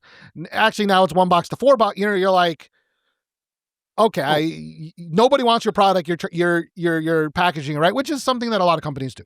A lot of companies do that. Magic does this historically with collector boxes as well. You got to buy X amount of plays. I mean, That's not I me. even come from my family's background is in car sales, and they do the same thing. So if you buy from a manufacturer, if you know, Subaru WRX STIs are gonna sell like hotcakes. They're like, okay, but you got to take a couple of hybrid Crosstreks in green over here because we can't get rid of them, right? So, Right. like, I get why companies do that, but then it's also like, well, how about you just make your products not Better. dog shit so that people don't Yeah. have to just like you have to use them as like a get these off my like Yeah. because Yeah. then So, oh, sorry, go ahead. I was gonna say then why like this leads right back to the point of then why would a store pick up carbonite boxes if they're forced to take a bunch of other stuff that they don't want yeah. and they can't get rid of? Yeah. The answer is they don't. they Yeah. don't want to, right? And but the stores that do want it might get allocated for some unknown reason, and then their current store patrons are pissed off, right? Because they're like, wait a second, right? So my tinfoil hat, right? This is total tinfoil hat. I don't know this because I do think that we did get an update from that person on Discord. I have not heard an update from my store yet, but they are getting their full order, supposedly. Now, why would Asmodee be like, on Monday, you're going to get a third of it. On Wednesday, actually, we'll get you half of it. On Friday, just kidding, you're getting all of it. Like, that already is bad business practice and terrible communication and all that stuff. But let's assume that they're going to get all their order, and maybe I'll get my whole order. And by the way, I'm ordering literally 50% less than my last order. Almost 60% actually, because well, A, what's the point? And B, it comes out the same time as Gundam and Riftbound. It's going to be rough. But my tinfoil hat is they finally, right? The overwhelming community sentiment has shifted finally on carbonites, right? You mentioned carbonites. Nowadays, people are like, it's dog shit. Don't do it. So they are pressing the oh shit button, right? They can't change the actual product, right? So the only thing they can do is artificially limit how many carbonite boxes are out there, right? But the problem is I don't think they have the balls to do it, right? So like, for example, LSS we had a really bad set called Everfest. It was back in the day where they had two versions of boxes. They had a first edition box. Once those sell out, there's supposed to be an unlimited version of the box. But that set did so bad, nobody wanted it. They were like, fuck it, we're just going to burn our entire warehouse of unlimited boxes, right? I don't think, like, to me, Asmodee should have done that a long time ago instead of going back to the beginning, dumping it on Amazon, right? They should have just taken the bullet, owned up to their own mistakes, and been like, we need to burn. But the problem is, you can't burn carbonites, right? Like, I guess, because it's, the cereals and stuff. I don't know. But I think they may have tried it. They were like, oh, we're going to see what's going to happen, right? Like, maybe if we only give people a third of what they want, maybe things will change. And then they're quickly realizing, oh shit. Oh shit. Okay. Actually, if we don't just give it to these stores, nobody's going to want it, right? Yeah, I think they tried to trickle it out last set. Like, I think from set 4 to set 5, I think they cut the initial release. Also, you're going to start seeing a cat tail in my screen. I apologize, but this cat is insatiable. But I think they tried to make it trickle out, but then they realized, like, oh wait, Legends of the Force isn't holding product, and people aren't selling out of it. So what the hell do like? I think in a warehouse they have Jump to Lightspeed and Legend of the Force carbonite boxes that they just can't get rid of. Oh, I think they have pallets and pallets and pallets and pallets of them, and not in the same time period next year, you're going to see Amazon dumps of this year's sets. Yeah. Right. Well, luckily they haven't done carbonites yet. Right. But once rotation happens for those, right, next year, 6 months before that, now you're going to see them on Amazon. Right. I would think in a year's time, we will see in almost exactly a year, maybe we can do a follow up to this. We'll see a dump of carbonites on Amazon. And also, I know you're about to say something, but I want to say one of the most interesting things about the video we made on my channel was everybody I told that I was going to do it. Because I'm like, hey, I'm going to make a video pretty negative on carbonites. they're like, yeah, man, good luck. And then afterwards they were like, we thought you were going to get so much shit and backlash from everybody. And it was nothing. The only negative comments we got were, I wish the video was like smaller because I wanted like a more bite-sized thing. And I would always be like, well, I opened TCGs did a really good video on this that's bite-sized. This was more of like a rant. But like the sentiment on Carbonites, like you said, is poor. Like, people want people to talk about it because it's so bad. And it was like, shockingly to the other people, they're like, I'm surprised that you're not getting shit for talking shit. Sorry, but continue. I was going to say, I will be the narcissist here and say, like, I was doing it before it was cool. Okay. Yeah. I did it when nobody else was willing to do it. And look at me in my non-existent. That's because I don't have a channel. I get it. Like, I understand why content creators don't want to just abject shitting on the company that they make videos for, right? Like, I totally get that. But I will always say, like, the professor we mentioned earlier, like, the professor is the professor because he will give measured, well-reasoned complaint, but even him, and maybe I mentioned this in our talk, even he, literally, when he has to complain about Universes Beyond, or he has to complain about Spider-Man, in his 30-minute video, he probably has 8 minutes dedicated to just prefaces of like, don't get mad at me. Commenters don't say this. Commenters, they don't mean this. Commenters, because there's so many, again, toxic, positive people that are unwilling to hear criticism. And the professor is the best version of that, right? All scripted, well thought out, provides examples, right? And they still can't deal with it sometimes, right? And then you have me, who just like barely makes a script and just rants about it for a little bit. I mean, my content, like, my channel goal is to be the professor for other card games that are tiny, right? I want to make well thought out videos. I obviously don't have the infrastructure that he does, but I want to make well thought out videos. But I also don't like, the thing I like the most about him, and one issue I have with content creation in Star Wars Unlimited, and I don't think it's the content creator's fault, but it's like, if something bad happens, you have to ignore it for the most part. Or else I think you get like the wrath of God type stuff come at you. Luckily I'm not in that position yet because I'm not partnered, but like, I feel like it's important to have somebody that can sit here and go, listen, the Bilbao not getting promo cards is a big issue. Carbonite boxes being dumped, or normal boxes being dumped on Amazon, Carbonite boxes being bad. We need to talk about, like, we need somebody that's like willing to go to bat for the consumer. And if not, then FFG is going to surround themselves with yes men, and that's not how you run a business. That's not how you make a good product. Like, that's just not it. Well, that's kind of the sad thing, though, is that, and that's why I invited you, or I like talking to you, because you are a player, you are also a collector. Like, my voice is often the voice. I'm trying to voice the problems from a collector standpoint, but the players don't give a flying fuck, right? They don't care, right? And it's good that more and more of them are open to discuss like how bad the ecosystem is. That's why I'm trying to title this kind of conversation about the entire ecosystem, right? Not about the game specifically. But it, when you say like, someone needs to speak up for the people, it's like, I fully agree. In my head, that amount of people, the remaining collectors, are like so tiny that like, I worry that it doesn't matter. It's way too late, right? Yeah, it's too late. My timing is wrong. But I mean, even if we're talking about the whole ecosystem, I mean, we can even talk about the promo cards coming from a player side. Tournament, like top tier tournament cards are like, I have a box and it's upstairs, but it should be like right there because that's where I do like my TCG player selling stuff. There are judge cards, there are tournament cards that like you get for entering tournaments, winning tournaments.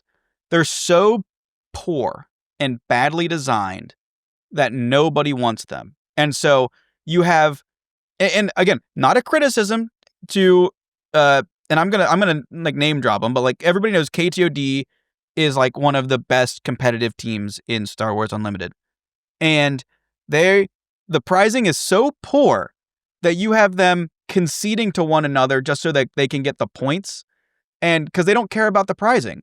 When the pricing sucks, and you have like uh Alex Blandon saying he's sitting on cards that he's won because he can't get rid of them, like that's an issue. Because then why would Alex want to continue playing this game over Riftbound or something? Now again, I don't want to put words in their mouth. If they see this and you guys are like upset with me saying this, I apologize. Feel free to DM me and tell me I suck. But like we need good promos because I want the good players like John Tata, like Wu, like Team Enigma, like all these other people to go play tournaments, to win cards, to sell cards, to want them to keep doing that. Because if not, and this is another thing, like FFG refuses to do cash prizing. You're not allowed to do cash prizing for events for Star Wars Unlimited. Riftbound you can. Yeah. Like and Flesh I and know Blood that's as well. yeah, and I know that's like maybe outside of the scope of the original talking point of the video, but like I know that stores sign agreements that say we cannot do any amount of cash prizing for competitive official Star Wars Unlimited events. And you're stuck with the promo cards they give you and like packs. Now, then you see some people giving away, like there's people that give away Carbonite packs and Carbonite boxes for winning, but that comes out of the store's pocket. And Right. Well, if I can ask, I don't know if you know this, right? yeah, But like, we had the World Championship. The winner, I assume, got a winner's prize, right? yes. Like a one of one card, right? Um, do you know if they sold that card and how much money that was? Yes. So it's his name is Baton or Beton. It depends on the way that I always hear it's from a dude that has a French accent.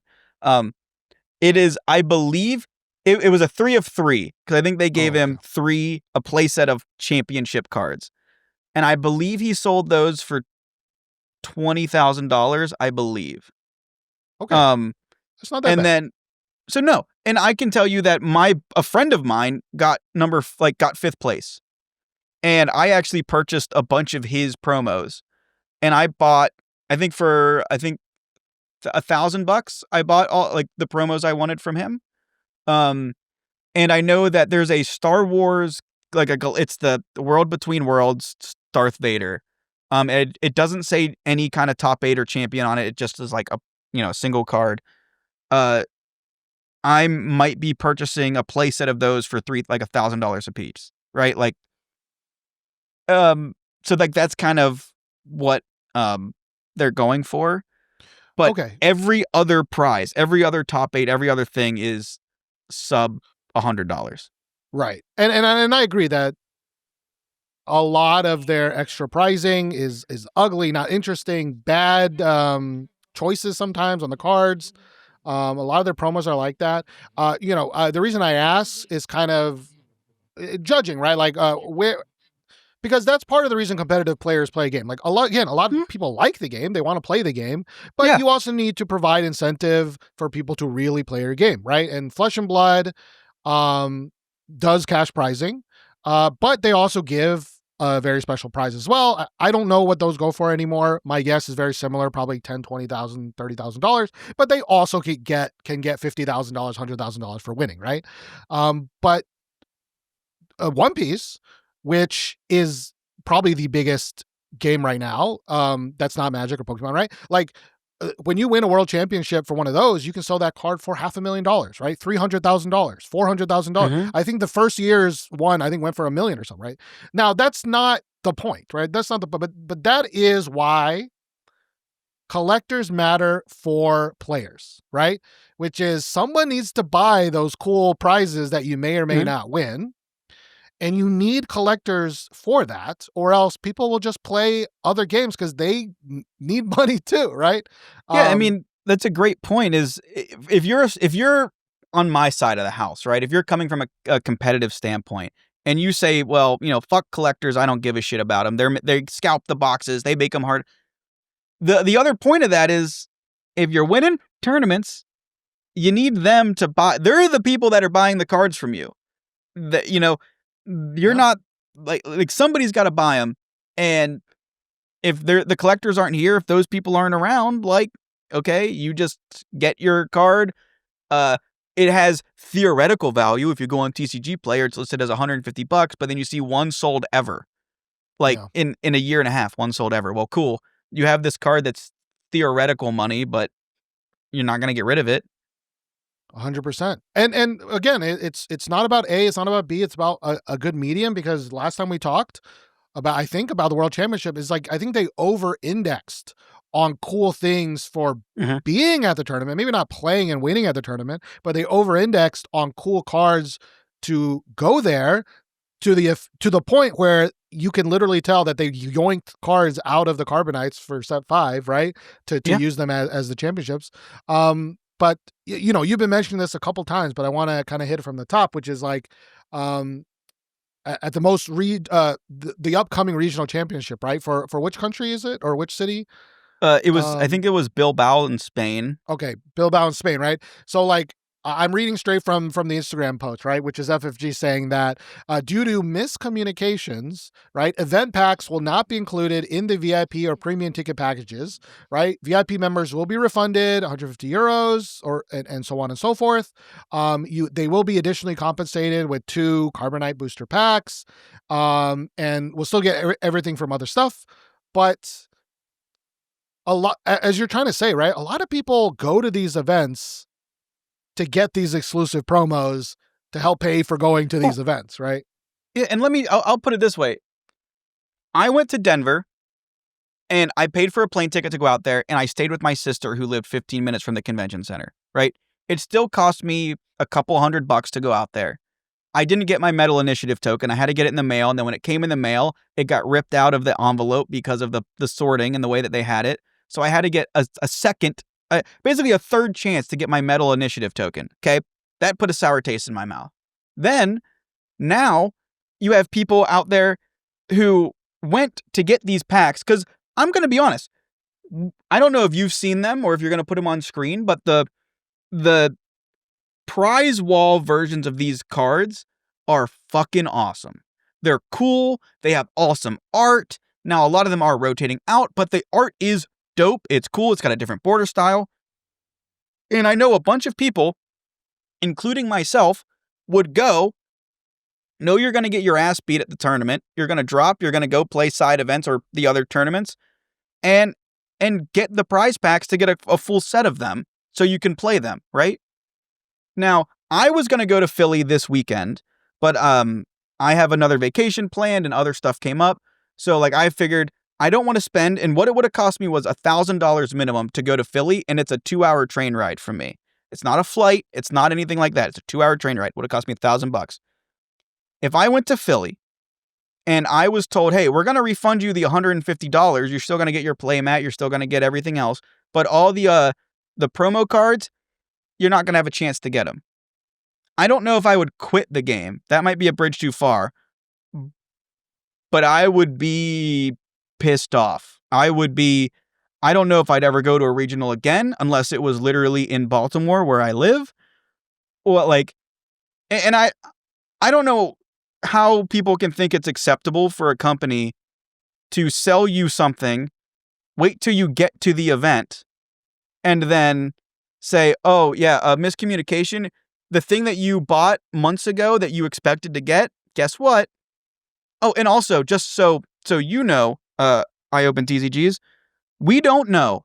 Now, I think we're supposed to know soon, but we don't know when regionals, sectors, and PQs are for next set, which starts in a month.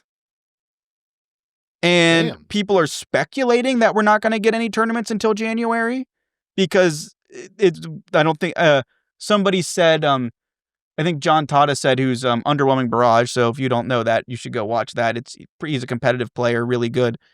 But I think he said he's played a lot of FFG games in the past and they've never done a tournament in December. But fuck, at this rate, I would imagine them they'll have something on Christmas. Like, but it And would you really don't get the gift. yeah. But it would put a sour taste in my mouth. I would hope anybody who hears that, they don't just go, oh, well, at least they got refunded.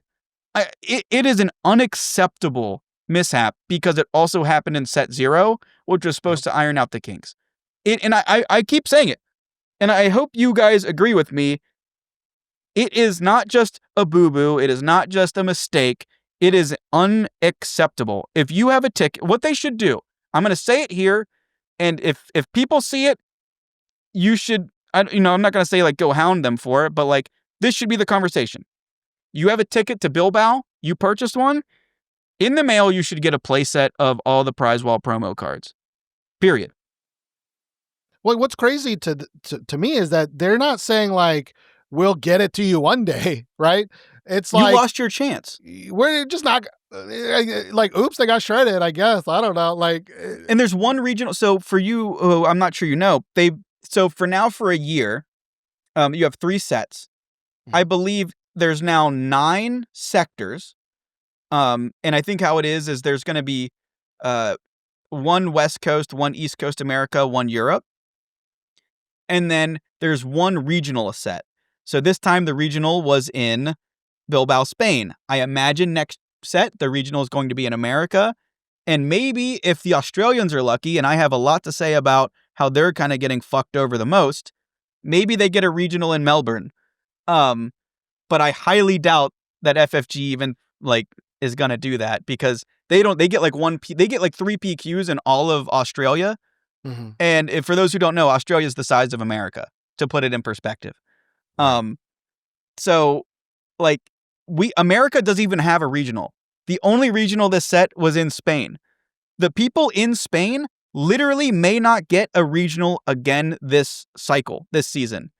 And they went to this tournament and there's no promo cards available and they're not getting them. Like, that's how fucked this is. Some of these people may have no chance to get a promo now for this set. And I know there's, again, the comment there's like, just go to the thing if you want to play in the thing. Like, why are you going to make money? And like, I want to be clear, that's not what you're talking about, right? Like, this is like something you just getting for. A playset of the card to play Twin Suns with your friends. Like, yeah, that's why I would want them. Yeah, and the reason I bring this up is, again, to just show people the long-standing, repeated failures of FFG in all different portions of the game, right? Like, we talked a lot about the product, of course, but again, a lot of the good things that people say is like, it's about playing and it's about playing in person.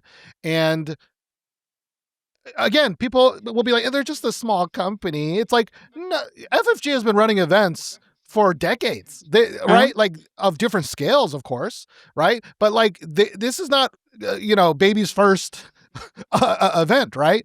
And for this to happen, for this, and I believe like some other people didn't get stuff from previous things. Yeah, I personally did not get a Metal Initiative token from the last regional I went to. And still haven't, and they don't seem to give a fuck, right? I got it. I on my 3rd try, I got it. Okay. It took. Okay. I got it maybe a month ago, and it's been like 6 or 7 months since I should have got it initially. But at least you got it. Now I think they're like, that was too annoying. So well, and so let me put it this way, because I'm gonna get ahead of the commenters a little bit. It is unacceptable. I don't care like if you're gonna sit there and try and shill for FFG. It is unacceptable that this happened. And I mean, I'm not trying to be negative. I'm not trying to be rude. Like, at some point you have to understand, like, you are a customer. And if you go to an event and they go, oh yeah, miscommunication, you're not getting something that and for a lot of people, the reason that they even went was to get the cards and they're not there. That's a big deal. Thing 2, I know what you're going to say, commenter, and you're going to say, well, SCG was actually the reason why you didn't get the Metal Initiative token, because I had to go through SCG to get the replacement, and it was on SCG's fault. Sure, I will agree with you, but here would be my argument. The whole point of Season 0 was to iron out the kinks.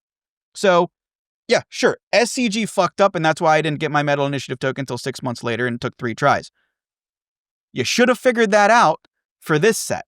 There's no excuse to go, oh, well, we got fucked last time by SCG. And I know they go through a different company in Europe, and this is a European issue, not an SCG issue. But the whole point of Season 0 was to iron out literally everything for this set. Obviously, something fucked up, and if something fucks up and it's your issue, you need to go above and beyond to fix it, or else I'm gonna listen, those cards were allocated for this tournament. And I'm sure there was enough allocation for one per person. Everybody who owns a ticket to Bilbao should get a playset of all the cards that did not show up. That is the only acceptable way to fix this. Or not a playset, I'm sorry. A copy of each. That's the only way I think that is fair to fix this. I mean, preach. Like I have no comments on that. And I think to add on to that, right, which is the idea that they had a season 0, right? And the most common defense I keep hearing from Star Wars Unlimited defenders, right, is like, they'll learn. FFG will learn. They listen. They're really good at communicating. They're really good at listening and learning. And I keep telling them, no, they're not. They're actually very bad at that. Historically, have been bad at that pre Star Wars Unlimited. And has been zero proof after almost 2 years worth of sets that they really listen and learn from feedback, right? Now, someone would be like, well, they banned this card or they did. And I'm like, that's the bare minimum. And they only just do to keep that the game functional. Yeah. Like the game was in such a bad spot with the Django meta, which was like one of the bigger issues. Like they had to do it. The force throw ban, like they had to do it. Like I think they should ban a couple more cards and they should ban more frequently. And I think if we have time, we'll get into card balance discussions, but I have only known and not even worked with, but know FFG for my Star Wars Unlimited time. I've never played another FFG game. Going into it, I would tell people I'm playing this game and I'm like, you should play it. And they're like, are you aware of FFG's reputation? And I was like, no, it can't be that bad. And then I saw what happened out of Denver, and they said, oh, like you saw the people that have been burned in the past go, well, this is FFG through and through. And you have people like me going, but no, listen, the OP guy said that it's going to be fixed. It's going to be fixed. And now I'm sitting here looking like a kind of like a dumb, and I know I'm really negative right now. I try not to be this negative, but I truly think that is such an unacceptable blunder that it could legitimately turn people off the game completely because of that. I'm 100%. And you're not even that negative, right? I don't even think because you give them the benefit. Like, there's nothing wrong with giving a company one time, you're right? Like, fool me once, right? That's fine. It is true that to make a global game that's much bigger than they expected, there are benefits to the doubt that you can offer, right? Sure. But it's all about, but after they punch you in the face X amount of times, right? Are you going to finally speak up? And you are speaking up much earlier than I think than still most content creators, right? So I don't even think you're being that negative. You've given them chances, right? Well, for what I know, because and I don't want to act like I'm all like this all-knowing, omniscient being, but I have done business in the past. I know how a successful business works. I know how to communicate with people. I know how to talk to people. And I know how to teach people. I come from engineering. I help mentor kids, high school kids that don't want to do mathematics. Like you think teaching kids is tough. Like this should be easy. Like, but the level of, okay, if you mess something up, you need to be able, we all are going to make mistakes. FFG is going to make mistakes. That is fine. The recovery is what matters. And the thing that really chaps my ass, and it's October 10th. I want to put that out there because by the time that we film this and this gets released, maybe they've realized this. But you need to make up for it correctly. And I have learned from businesses in the past and everything that I've been a part of, burying your head in the sand and pretending like if FFG is just sitting there and they're like, listen, Mo the Monster, you have criticized us, so we don't feel comfortable making you a partner. That's not good business. Because I know we just talked about the professor. The thing that I think, even there's a community of Magic the Gathering that hates Magic and hates Magic content creators and hates everything about Magic except for like the very certain things, right? But I swear, like, even people that hate Magic, the majority of them love the professor because from what I see from negative community, like the negative part of communities, they still like the professor because they go, he will call uh Wizards of the Coast out on their bullshit when they fuck up. And he still has a good relationship with them. And I think the problem is, and I'm not going to name names here, I know content creators that have a lot of serious issues with the game, and they voice them kind of quietly. They need to voice them on their platforms and say this is unacceptable. And listen, if you're damned because you speak up, then you don't want to be business partners with them anyway. That's my thought, at least. Because you're going to get the reputation of, because I've seen this in the past, you're going to get the reputation that like, oh, well, Mo the Monster is only toxic positive about his golden goose because if he's critical to the game, then he loses his channel, right? Because he won't get to work with FG, he won't get all the exclusive rights, which I don't have right now. But like the actual bigger content creators, you get that reputation and then you kind of lose credibility. We need more people like you and like me that are going to come out here and be like, listen, half the shit that they're doing is unacceptable. You know, I wanted to make a comparison. It's not the best comparison, but I went to the Bandai Card Fest, which is a place where Bandai, they were running tournaments for all their games like One Piece, Gundam, Union Arena, whatever, right? Bandai owns a lot of games. And this was one of their big events throughout the year, right? And the event was an absolute fucking abysmal trash fire. It was terrible. But the difference is that immediately, maybe a little too much, maybe a little too many drama frogs, right? But immediately content creators that went there are making TikToks, they're making YouTube videos, they're in the Reddit comments, they're like, it fucking sucked. I can't believe this happened, and this happened. There's like almost instant accountability, which can be bad. Again, Sure. It's not all A, it's not all B, it's somewhere in the middle. Correct. But there is some accountability or some concern immediately from people in that community, right? Mm-hmm. You know, Magic, very, very toxified as well. I'm not saying that those people are right as well, but as you said, I think the professor is that perfect middle example of how to do things. And you know, Flesh and Blood, we have a guy who would pretty much just wears the suit of the professor. And he does make decent videos calling out the company for some things, but there's really not that many content creators.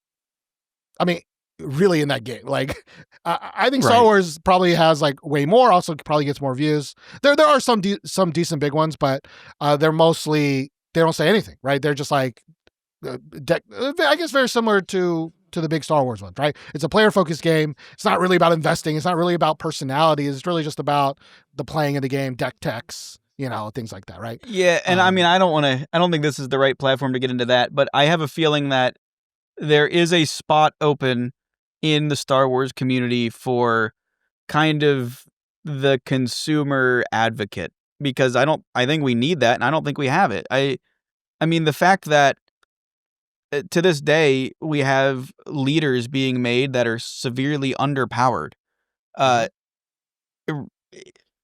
We need somebody to sit there and go, FFG, this is like, this is beyond being bad. Like somebody, like I hate for calling people's jobs, but whoever designed like the Twilight of the Republic set should not be allowed to lead another set. Like it just, I'm sorry that it has to come out of my mouth, but like, sure, it's selling for $35 freaking dollars, like, or $30. Like, come on, like at some point you gotta put your foot down. And I mean, if Carbonites existed of that set, they would be $10. Yeah, like it's ridiculous. Well, you know, I hate. Here's the thing: I am not a content creator, right? I just make videos whenever I feel like it, and I suck at them, right? But my ethos when I started these Star Wars videos, because I don't really make these types of videos for other games, right? Right. My ethos was that I was fucking tired of all of these, of nobody mentioning the bad stuff, right? And like, I had always viewed myself in my own little pocket as like the consumer, like, you know, if I was better, I would make more professor style videos. But I'm not. And it's one of those things which is really quite funny because now we've gone to the point where like whenever they make a bad leader, it's like a meme now. Whenever there's bad art, it's a meme now. People are just like, oh, it's shitty art again. Oh, it's a shitty leader again. But like it went from 0 to 100, like the Reddit comments, but like the middle ground, the content creators, like it took them a long time to really even mention stuff. And at least leaders is part of the playing of the game, right? I don't think anyone really talks about the product of the game, right? No, Too much. zero people.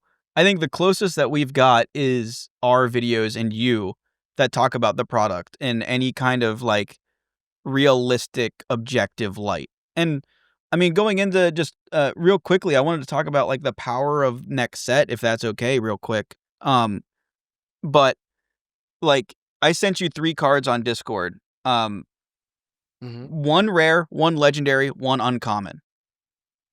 And if you look at the power levels of those cards, like so one is Sinta Kaz, who's a 5/5.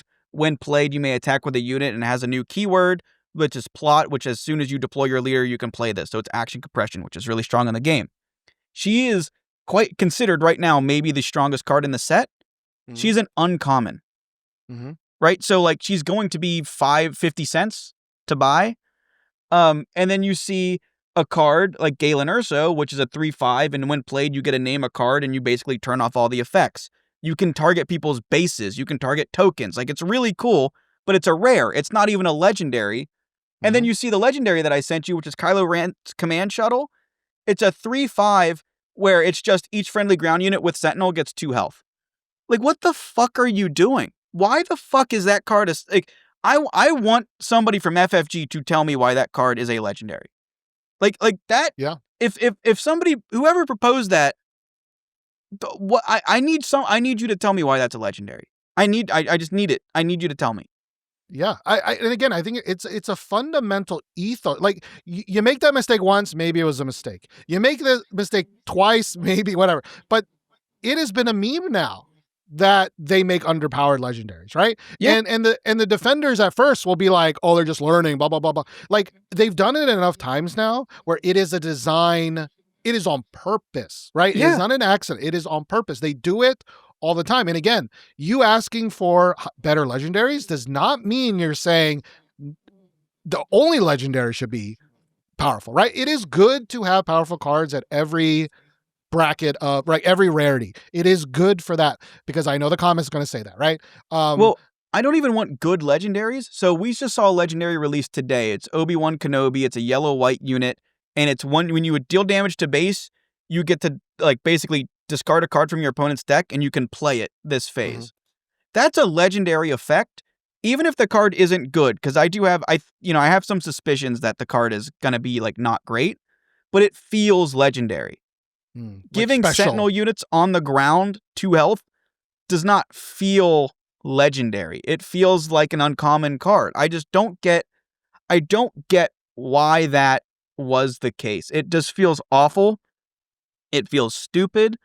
And it feels like it's just because, and I know that's going to be the legendary that I open, but I think we have 3 or 4 playable legendaries, just not even good, playable legendaries this set. And it's just, the best cards are uncommon. And this goes back to box prices. If your best cards are 50-cent uncommon cards, why would I buy your box? Why? Like, I can buy a playset of every legendary for, I believe I can buy a playset of every legendary for the cost of 2 boxes from Legends of the Force. That could be wrong, but a normal version of every legendary, I think there are 3 that are 20, and then maybe the rest are like 5 to 3. I bet you for $240, you could buy a playset of every legendary. Yeah, and I bet a lot of people do it. Like one of the biggest problems in Flesh and Blood, and the reason why Flesh and Blood boxes never really appreciate, is that in Flesh and Blood, since the genesis of Flesh and Blood, which does not happen in Star Wars, or it hasn't happened yet. But in Flesh and Blood, there are significant singles sellers. So, for example, when a new set launches, one of the biggest single sellers in Flesh and Blood will open literally 1,000 cases. Right? Wow. He's gotten to such a big point where he can open 1,000 cases because he has so many clients. He's just like, here's playset, here's playset, here's playset, here's playset, right? But what that leads to is nobody really wants to open boxes. Boxes just depreciate over and over and over and over again. And we had a little respite from that the last two sets because they were really hard to get. But immediately this set, that person didn't have that much problems getting. I think he had to spend more money to get the number of boxes he got, but like your market just immediately gets flattened when you're training everybody to never open boxes and just buy singles. Because we all know, of course, it's always cheaper to buy singles, but the point of a TCG and not an LCG, right? This is not an LCG. The point is you want box openers, right? You want collectors. And I'm really tired of people. Again, of players that say prices don't matter. I just want the cheapest thing ever. And again, it's the ecosystem of the game. It does matter. It may not matter for you specifically, but it does matter. You need, to me at least, you need a 40 to 45 to maybe even 30% chance of making a significant, like if you spend $100 on a normal box, 40% of the time you should at least make your money back or a little bit more, or maybe even 30% of the time. And maybe 10 to 15% of the time you can like double your money. So maybe I'm wrong. Maybe like correct me if you think that's too high, but in Star Wars Unlimited, you could, I bet if you do, and I could do this. If somebody in the comments, post in the comments, if you want me to do this, I will do this. I will run a simulation to see how many times out of 100,000 times you actually get your money back on a card. I guarantee you in Spark it would be less than 5% just getting your money back. I think Pork Depot might have a simulator that could do that. But here's the thing. The thing is, it doesn't matter if you have enough collectors, right? The prime example is Pokemon. Pokemon's EV is atrocious. I think you probably lose 80% of your money 95% of the time, but they don't give a fuck because they just want to open, they want to gamble, and that is unhealthy in its own route, in its own way, right? Especially when it's children. Okay. And again, It's not all A, it's not all B, it's somewhere in the middle, but Correct. Even focusing on the math does not matter if enough people want to open your product, right? Like that's actually the ideal scenario, which is even if the EV sucks, people want to open that shit, right? Like, and we can't even get people to open something with okay EV, right? I actually don't even think Star Wars has the worst EV from regular boxes right now. Like Legends of the Force was $55 on on Marketplace, but like it has a $31 Anakin in it. It has an $18 Darth Vader. Now are they really hard to hit? Of course they are, but like Legends of the Force, I bet you, has probably the best EV from the last three or four sets, and it is $55, which is crazy. There are 3 legendaries in Legends of the Force right now that I know are, I think, $15 to $20. And then you could also get a hyperfoil version, which is like $45, right? Like, Legends of the Force would be the, like, if you're looking to gamble on boxes, that's the only answer. Because it is. So I looked through it a while ago. Legend of the Force is the best EV that you can get right now. Period. There's no, the only other like legendary that comes close to like the top 3 best legendaries in Legend of the Force is set 1 Luke Skywalker, I think. Mm-hmm. So, but you're buying more. It's what, double the price? Yeah. So, but that to me, like this again. Star Wars people may not know this, but like in Flesh and Blood, which I've sold for a little bit, like there was a set called Rosetta, and Rosetta at launch had like Majestics are kind of in the middle between rares and legendaries. You get around like 6 or 7 majestics per box, or at the time in a Flesh and Blood box, right? So you still get a decent amount of them, but it had like 4 or 5. It had an insane number. I think it had 7 M's that were worth more than $20, and it had 3 of them that were worth like $40 or more. Like the EV was crazy, but nobody wanted to buy those boxes and open them, and I had to fire sell them because you're training people to not open boxes or care in that scenario, the scenario I'm talking about, right? In a heavy singles scenario. And Star Wars is at that point already. It took Flesh and Blood years to get there, right? But literally since day 2, the second the people don't really care about the value of the boxes anymore because they know they're going to get wrecked just by singles, and they're doing it. But that's not great for the ecosystem as a whole. Is this long rant is kind of about. Well, I mean, it's even bad for OP. So let me point this out to you, and I don't know why this is the case. When we're talking about organized play, they have these stupid Pop-Tart packs that have like 3 cards in them, right? Mm-hmm. And it's my understanding, and I could be wrong, but my local game store has run out of the OP packs. But when we went to Galactics, they were handing them out like crazy. Like they had boxes upon boxes upon boxes upon boxes of them. And at that point, nobody gave a shit about them because they're not like they're from Spark of Rebellion, and they're shit. And then you get people. So for my local store, they don't have like the best prize support, but it's you get 1 pack for showing up and then 1 pack per win. And then if you go undefeated, you get an extra. So you can get 4 normal booster packs for playing. But when the EV is so bad from the booster packs that on average, you're literally just opening them. The rare sucks. The foil sucks. You don't get a legendary. And you're like, okay, well, I'm just going to leave it on the table. Like, there's a stack every, like, at the end of every Tuesday, there's a stack this big of just cards that everybody let go because nobody wants there's nothing in them that people want. Like, it makes even OP bad. That's a really great point. Again, to compare to Flesh and Blood, Flesh and Blood used to be pretty bad as well, right? They used to offer, at least Star Wars has a randomized pack, but Flesh and Blood used to be like every month they would have a different armory kit where you could like win a special card, rainbow foil of a card, whatever. But in the last year, they've switched to a randomized pack. But they have actually, I think, gone the opposite side, and the randomized pack you get, they're called gem packs, the newest ones are so good. They are so good. They make regular booster boxes suck. Like think of the Galactic packs, like the side event packs, but those are your weekly play packs. Like they went so far on the opposite spectrum that they cooked way too hard, and now it makes regular booster boxes feel so shitty because there's just better stuff in the gem pack that you need to go buy, right? But I mean, that only works. Sorry, it only works because they are fastidious about making sure stores don't sell that shit.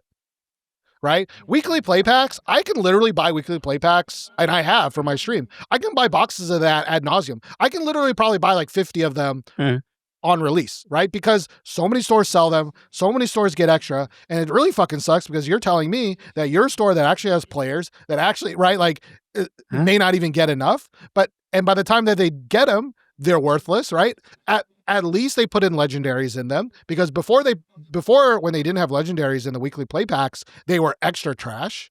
But at least now you have a tiny chance to get like a $30 legendary. You can't even get so, and again, I could be talking out of my ass, but I'm pretty sure I'm right.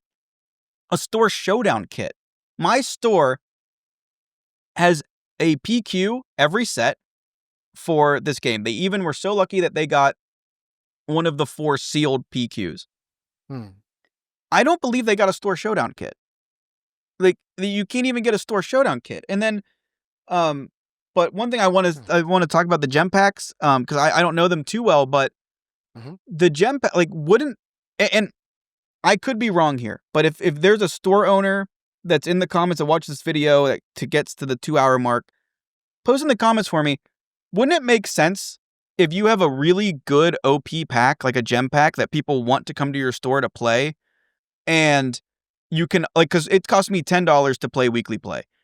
If the Mhm. card packs are that fucking dope, and you could charge $20 to $25 to have somebody come and try and get 3 gem packs, and like the cards are worth more, so you get more people coming to your store to play. Isn't that just pure profit at that point almost? Because you're not like if you get X boxes, you get OP gem packs for free, and you get enough of them, like you get people coming to play the game, which all you need is a judge, but the overhead should be pretty small for a large return. I mean, I could be completely mistaken there, but to me, it feels like that should be at least a good source of income. I mean, I think the idea, and this is part of LSS's fastidiousness, I think, if they found out a store was overcharging for their event because the gem packs are awesome, they would shut them down, right? Sure. Because they're like, as a store, my assumption, though, is that stores don't make money on events. Yeah, correct. Generally, Yeah. right? A lot of times they're negative, and even if they make some money, it's like barely anything in their overall cost, right? The point is, right, get players in, they'll buy other shit, they'll buy Mhm. drinks, they'll buy chips, whatever, right? Yeah. That with an actual profit margin.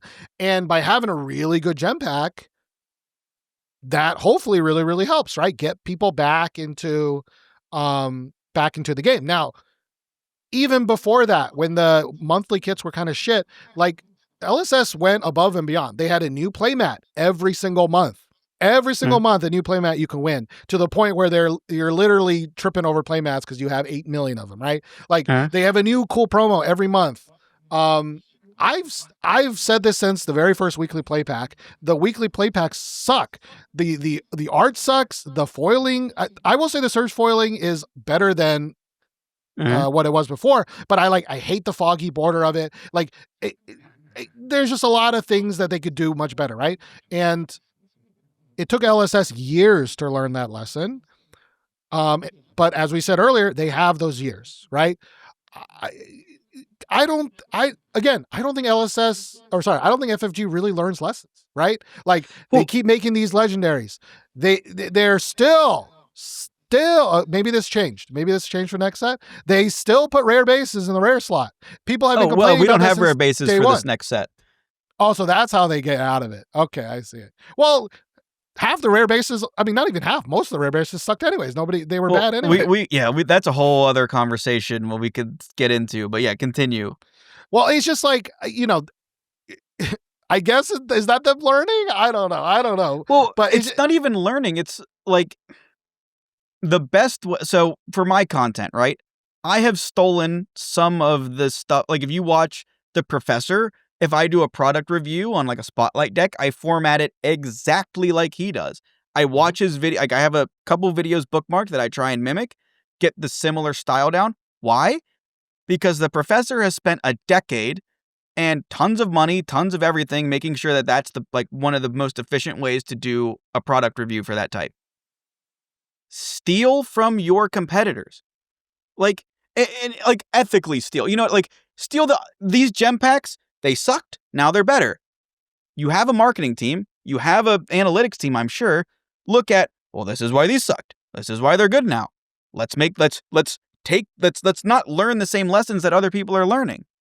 It shouldn't be that difficult. You have triggered me so hard because that is it. Okay. But what you're meaning, but you're not saying is there needs to be intention when you copy somebody, right? Yes. Like for example, Japanese games kind of copy each other because they know that's a system that works. We're going to try to do it. Maybe we'll add a little bit of flavor to it. Like copy this OP pack thing, copy that, but you need to understand it in your ecosystem, right? Copying collector boxes when your game doesn't have collectors and you've crashed the market because of Twilight, that's not correct. That's not what you're saying. And that's not what people should be doing, right? Copying Commander just because, they've got a 4-player format. We need to do a 4-player. Like, that is not the right thing. It's like, take what works, understand why it works, then copy it, right? And I think the understanding why it works is something that FFG does not do. They are incapable of that. And you can tell, with Twin Suns, because you brought up Commander, and Twin Suns was like, we have Commander? let's make Twin Suns. It's a 4-player cooperative format. And there's a lot of really cool things about Twin Suns, but me and my friend who plays Magic, we've come to the conclusion that Twin Suns actually like has a lot of inherent issues with it that could be fixed. And we've actually spent some time trying to fix them. Like, so instead of the plan token, which just lets you draw, like, scry a card. You draw a card, then you put a card on the bottom of your deck. You should make that a shield token. And then you should make the blast token indirect damage. That way, like, you don't, like, you can still, like, you can stack shields. Because right now, the game has a king-making issue where I would say 50% of the games, it comes down to, oh, the one guy who can't win gets to decide who wins. Right. And that's not in Commander. And there's a lot of other things in Commander because you have the idea of like, I can block, I can attack. Twin Suns has that issue that they didn't fix because they said, oh, a lot of people who play Magic play Commander. We want a Commander. That's as far as the thought got. Right. And like you said, there's no intention of how do we make this work in our game? How do we make this work in our ecosystem? They don't think that far ahead. Like, they literally I think great point that you brought up. The collector boosters. They copied almost 1-for-1 collector boosters where half of it is foil and like the other half is like extra alternate arts. But the foiling in this game is beyond worthless. If you get a card that's foil, it is dog shit and it doesn't even like foiled cards for the most part are cheaper than normal cards. So half of a Carbonite collector packs is like I literally spent money shipping my foil Carbonite stuff to a guy in Utah to make decks for his local community. It was 2 big boxes of cards. Nobody wants it. Because literally the only people that want it are people that are trying to build a community or like he had a 6-year-old son who wanted cards and it felt good to give somebody these cards away that is going to use them for their community and like be a community leader. Other than that, they're literally worthless and you can't get rid of them. Yeah. No, and here's the thing. I've already made videos about this, right? Which is even if you decide to copy collectors, which they did, there is still so much to learn from Magic collector boxes, right? Like you can just, even as an outsider, I barely know anything about Magic. It's like you can see that having a lot of serialized cards, Magic tried that as well, did not work for them. They have for years now been going backwards, so that there are very, very little serialized cards because you need very little so that they're worth some money. They have learned that lesson.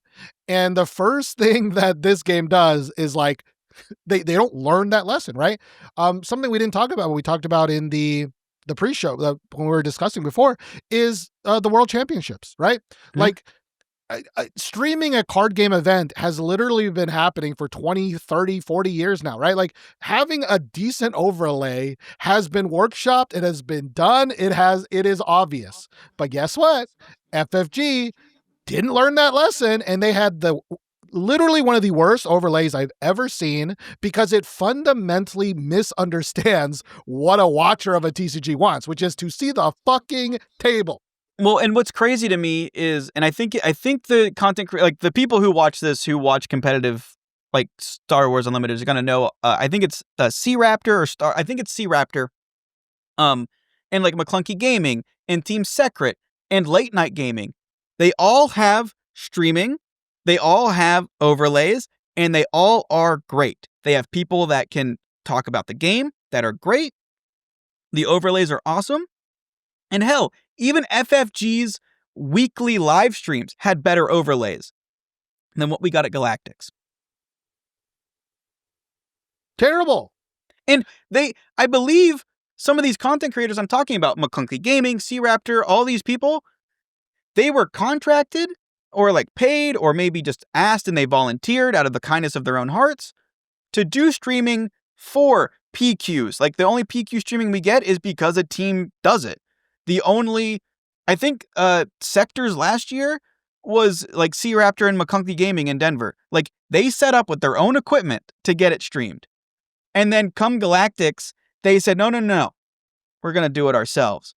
And they absolutely, like they didn't, hell, all you had to do was just, these guys probably would have volunteered because all you do is you just have them let them put their little branding on the screen, say like presented by C Raptor, and have a link to their channel, and they'd get subscribers and views and make money off of it. They didn't have to probably play them, and they would have done it. Yeah, And they yeah. didn't. And it almost feels like it's an ego thing. Oh, I mean, whenever you have a company or a person or anybody that, despite numerous attempts to give you some advice, like refuse to change, that's ego, right? It's either ego or stupidity or ignorance. It's probably usually both, right? And again, it's I guarantee you, some C-suite member who's making these choices, the grunts at FFG are like, bro or sir or ma'am, that's a dumbass idea, right? And they're just like, whatever, I'll do it my way. And that is literally Star Wars Unlimited in a nutshell, right? Like, and I will tell you, like, I wanted to watch that event, right? Now, is it a huge deal, their overlay?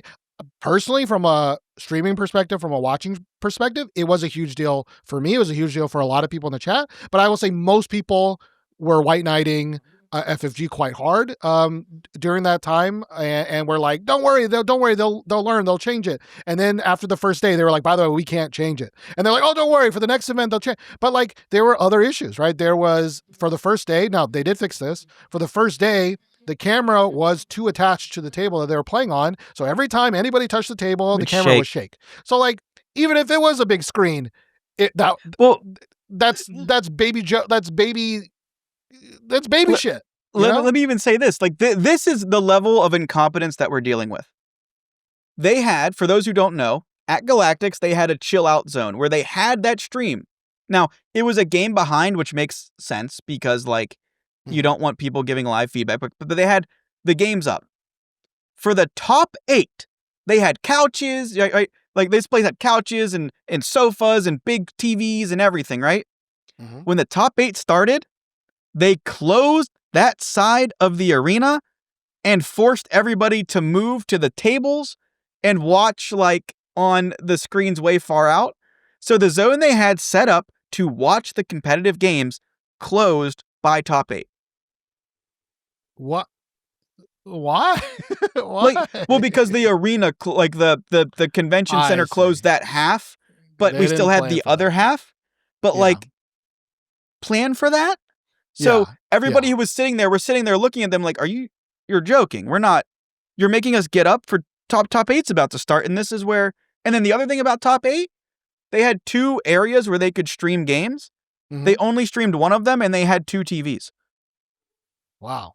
So that's the thing, like, in person, it was bad for a lot of people, right? Yeah. Like, again, so many stories about the side events and how terrible that was and all of these things, right? Watching it, I felt like it was an amateurish experience. And again, FFG, not new to this. They are not new to this. Again, maybe the scale of the World Championship was much bigger, but they are not new to streaming a championship of a card game. They've been doing it again for 15, 20 years, right? So that was bad. But what is extra frustrating, again, from a caster perspective, is that, like, this is probably smaller and more subjective, okay? But when this is your first World Championship, this is your first time, maybe a lot of new people are finding your game, learning your game. In my personal opinion, one of the casters should always be talking like the people listening do not know how to play your game. Mm-hmm. Okay, because I had not played Star Wars in a while, and I'm trying to watch a game where it's a fourth of the size. It's shaky as fuck, and I'm like, I'm listening to the casters, and I don't even know what's going on, right? Mm-hmm. Like, it's crazy to me. Now, like, I get it, like, when it's year 7, like, when it's League of Legends World Championship number 10, they just don't give a fuck. They're just assuming you know how to play the game, right? That makes sense to me, right? But for the first World Championship, I was like, I can't even, like, put this on the screen and, like, have my friend watching with me, because they're definitely not going to understand what the hell is going on. And then, as people have said, some of the casting, not even that great, not super knowledgeable. I don't know that, I would just say, that, like, but the people who streamed it they are great at speaking, and they did have some familiarity with the game. But mm-hmm. there were certain times where, and it does happen, but there were often times where they would misspeak and say an interaction worked X, but it worked Y. and it caused a lot of confusion and a lot of chuckling. So it seems like maybe pair these guys who were great. Like, I want to say they were good, but pair them with somebody that is like just a game nerd who, hell, may not Mhm. even be that good at communicating, but can at least be like the rules analyst or something. Like, they have like all the nerds in the background for NFL games, right? Like, Well, no, that's a great point because that is a key dynamic of broadcasts for 50 years, which is you have the play-by-play, right? You have the color commenter, right? mm, The play-by-play is the nerd that knows all the stuff, right? Like for Flesh and Blood nowadays, they even have some of the developers that are casters. Like mm, they created the set because they're the most knowledgeable. Um, and then you have the color commenter, right? The funny person, the groove person, right? Like that is a dynamic that has been forever and ever and ever. Again, it's not like FFG needed to discover that and learn that, right? right. And that's It what's it really frustrating. it just feels like another.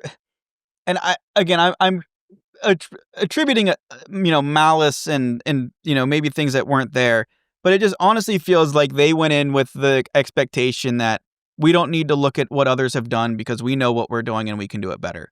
That's just what it feels like a lot of it has been, and it has not materialized. Now, Yeah, yeah. I will say I'm gonna continue. I might go to the next Galactics if I have the money and the time.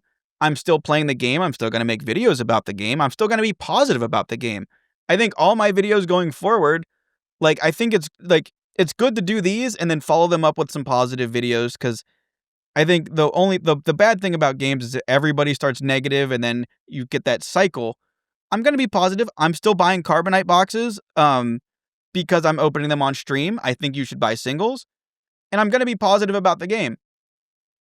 But I'm also going to be realistic. If we come out and the next set, it comes out and it's a flop, I'm making another video, hopefully with you, discussing it because I'm not going to sit here and like, I'm not going to be a guy, even if it's the detriment of my own relationship with the company, to just be like, you know, I'm just going to cover my eyes. This didn't actually happen. Well, I mean, and I'm proud. Not like proud, maybe not be the right word, but like I am thankful that you view it that way, right? Like I don't have anything to lose, right? Like I don't. I barely have a YouTube channel as it is, right? I don't know how many people are going to watch this, right? But I Mhm. will say of the videos that I made, they whether rightfully or not, or maybe it's just rage bait, like a lot of people have watched my videos, and I do hope that it's affected something. But I don't think I'm going to make Star Wars videos anymore. I never know if I'm going to make another video, right? I'm not a content Mhm. creator. I don't do this weekly or monthly or whatever. But I really have, like I said, I sold all of my legendaries and prestige cards, most of my showcases, all my serialized cards, um, because there's no reason for me to collect it. I don't play it anymore, right? Again, I'm mainly a collector. Mhm. I want to use that money. I'm going to buy Gundam with it. I'm going to buy Riftbound with it, right? Like there are other things that I want to do and buy. And maybe I'll make some videos trashing those companies' decisions because if there's any company that has made terrible decisions, it would be Riot. It would be it would be Bandai. So they're not immune to the wrath of the content creator. But um, I would love. Again, every time we talk, we could talk for like 7 more hours. I know. Um, I would love to meet again, to talk about Set 6, right, when it's released. But Sure. the real banger, as we all know, is Set 7, right? Yeah. Is the copium all worth it in the end, right? Are they going to make like this crazy ass product that's going to satisfy everything and limit supply and get people interested in it? Or are they going to do what FFG does, which is peter out until the very end? That's kind of how they work, Mhm. right? Is like very lackadaisical, very slow to adapt, very slow to change. I would love to hear that. But yeah, this is a really long video. Is there anything else you'd like to end with? No, just I appreciate you having me on. I think a video like this per set for me at least is about right on, because there needs to be this accountability for FFG personally on my I believe. Somebody's got to do it. Um yeah, but thank you for having me on. I hope we can do this in the future. And hey, if you're I'm going to be making content on Riftbound, so if you're doing anything with Riftbound, maybe we can reconvene there. as well. Well, we're gonna. Did you start? You didn't start Star Wars at the set 1, right? You didn't I did. experience. Oh, you did. I Okay, did. because I was I gonna be started like, 1 week after. okay, so you're about to re-experience the fire, which is I can't find any product. It's going for too expensive. Please God, Yes. let me play the game. And then you're Yes. gonna chuckle. You're gonna chuckle because you're like, in Star Wars, you can literally get unlimited cards for dirt cheap. You know, like Mhm. you'll find out the opposite side soon enough. So I am looking forward to that. Maybe we can talk about Riftbound again in relation to Star Wars. I Yeah. can talk about Gundam and things like that because, like I said, the world doesn't stop for FFG to figure their shit out, right? Mm-mm. And I wish I had a pithy closing thing, which is just like the ecosystem is broken for all perspectives, right? And it's really starting to lead into the player perspective, the competitive perspective, right? Mhm. And there's a lot of big changes coming around the corner, so I'm looking forward to talking with you about them. Well, I mean, even I'll go out on this. I know as soon as the second legendary was spoiled for this set, one of the best players I know, like his only remark was, "Ah, it's this fucking shit again." Right? Like this is what Yeah. like I hope when we make this video for next, like the wrap up of set 6 and then going on to set 7, I hope we're more positive because set 7 is the cure all. Um, I I yes, think and yeah, I was gonna say I think set 6 is going to be more powerful than we believe it is right now, and I think we'll have a more positive outlook in 4 months. That's my prediction. But I'm trying to remain hopeful. It wouldn't surprise me if we're as negative or more negative going further. we didn't talk about this, and I hate to say this at the end here, but like, I think it seems like last set from a design perspective was decent, right? Yeah. But the problem is that everything around it has been crumbling, right? So like, even if the set is better than you think and decent, are the prices going to be better? Are the box prices going to be better? Is the interest going to be higher? Probably Because not, right? all the powers in the uncommons that are going to be 50 cents to $2. Like the box prices, the set will be good. My predictions are set will be good, prices will be trash. And Which that is what we've is, seen with Jump to yeah, Lightspeed and Legend of the Force. that is year 2 of Star Wars in a nutshell. And again, thank you, Carbonites, for doing that, for doing a lot of the dirty work Yep. there. All right. Well, thank you so very much. I hope this comes together, and I'll hopefully talk to you soon.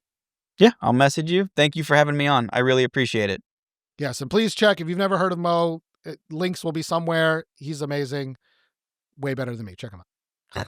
I appreciate that.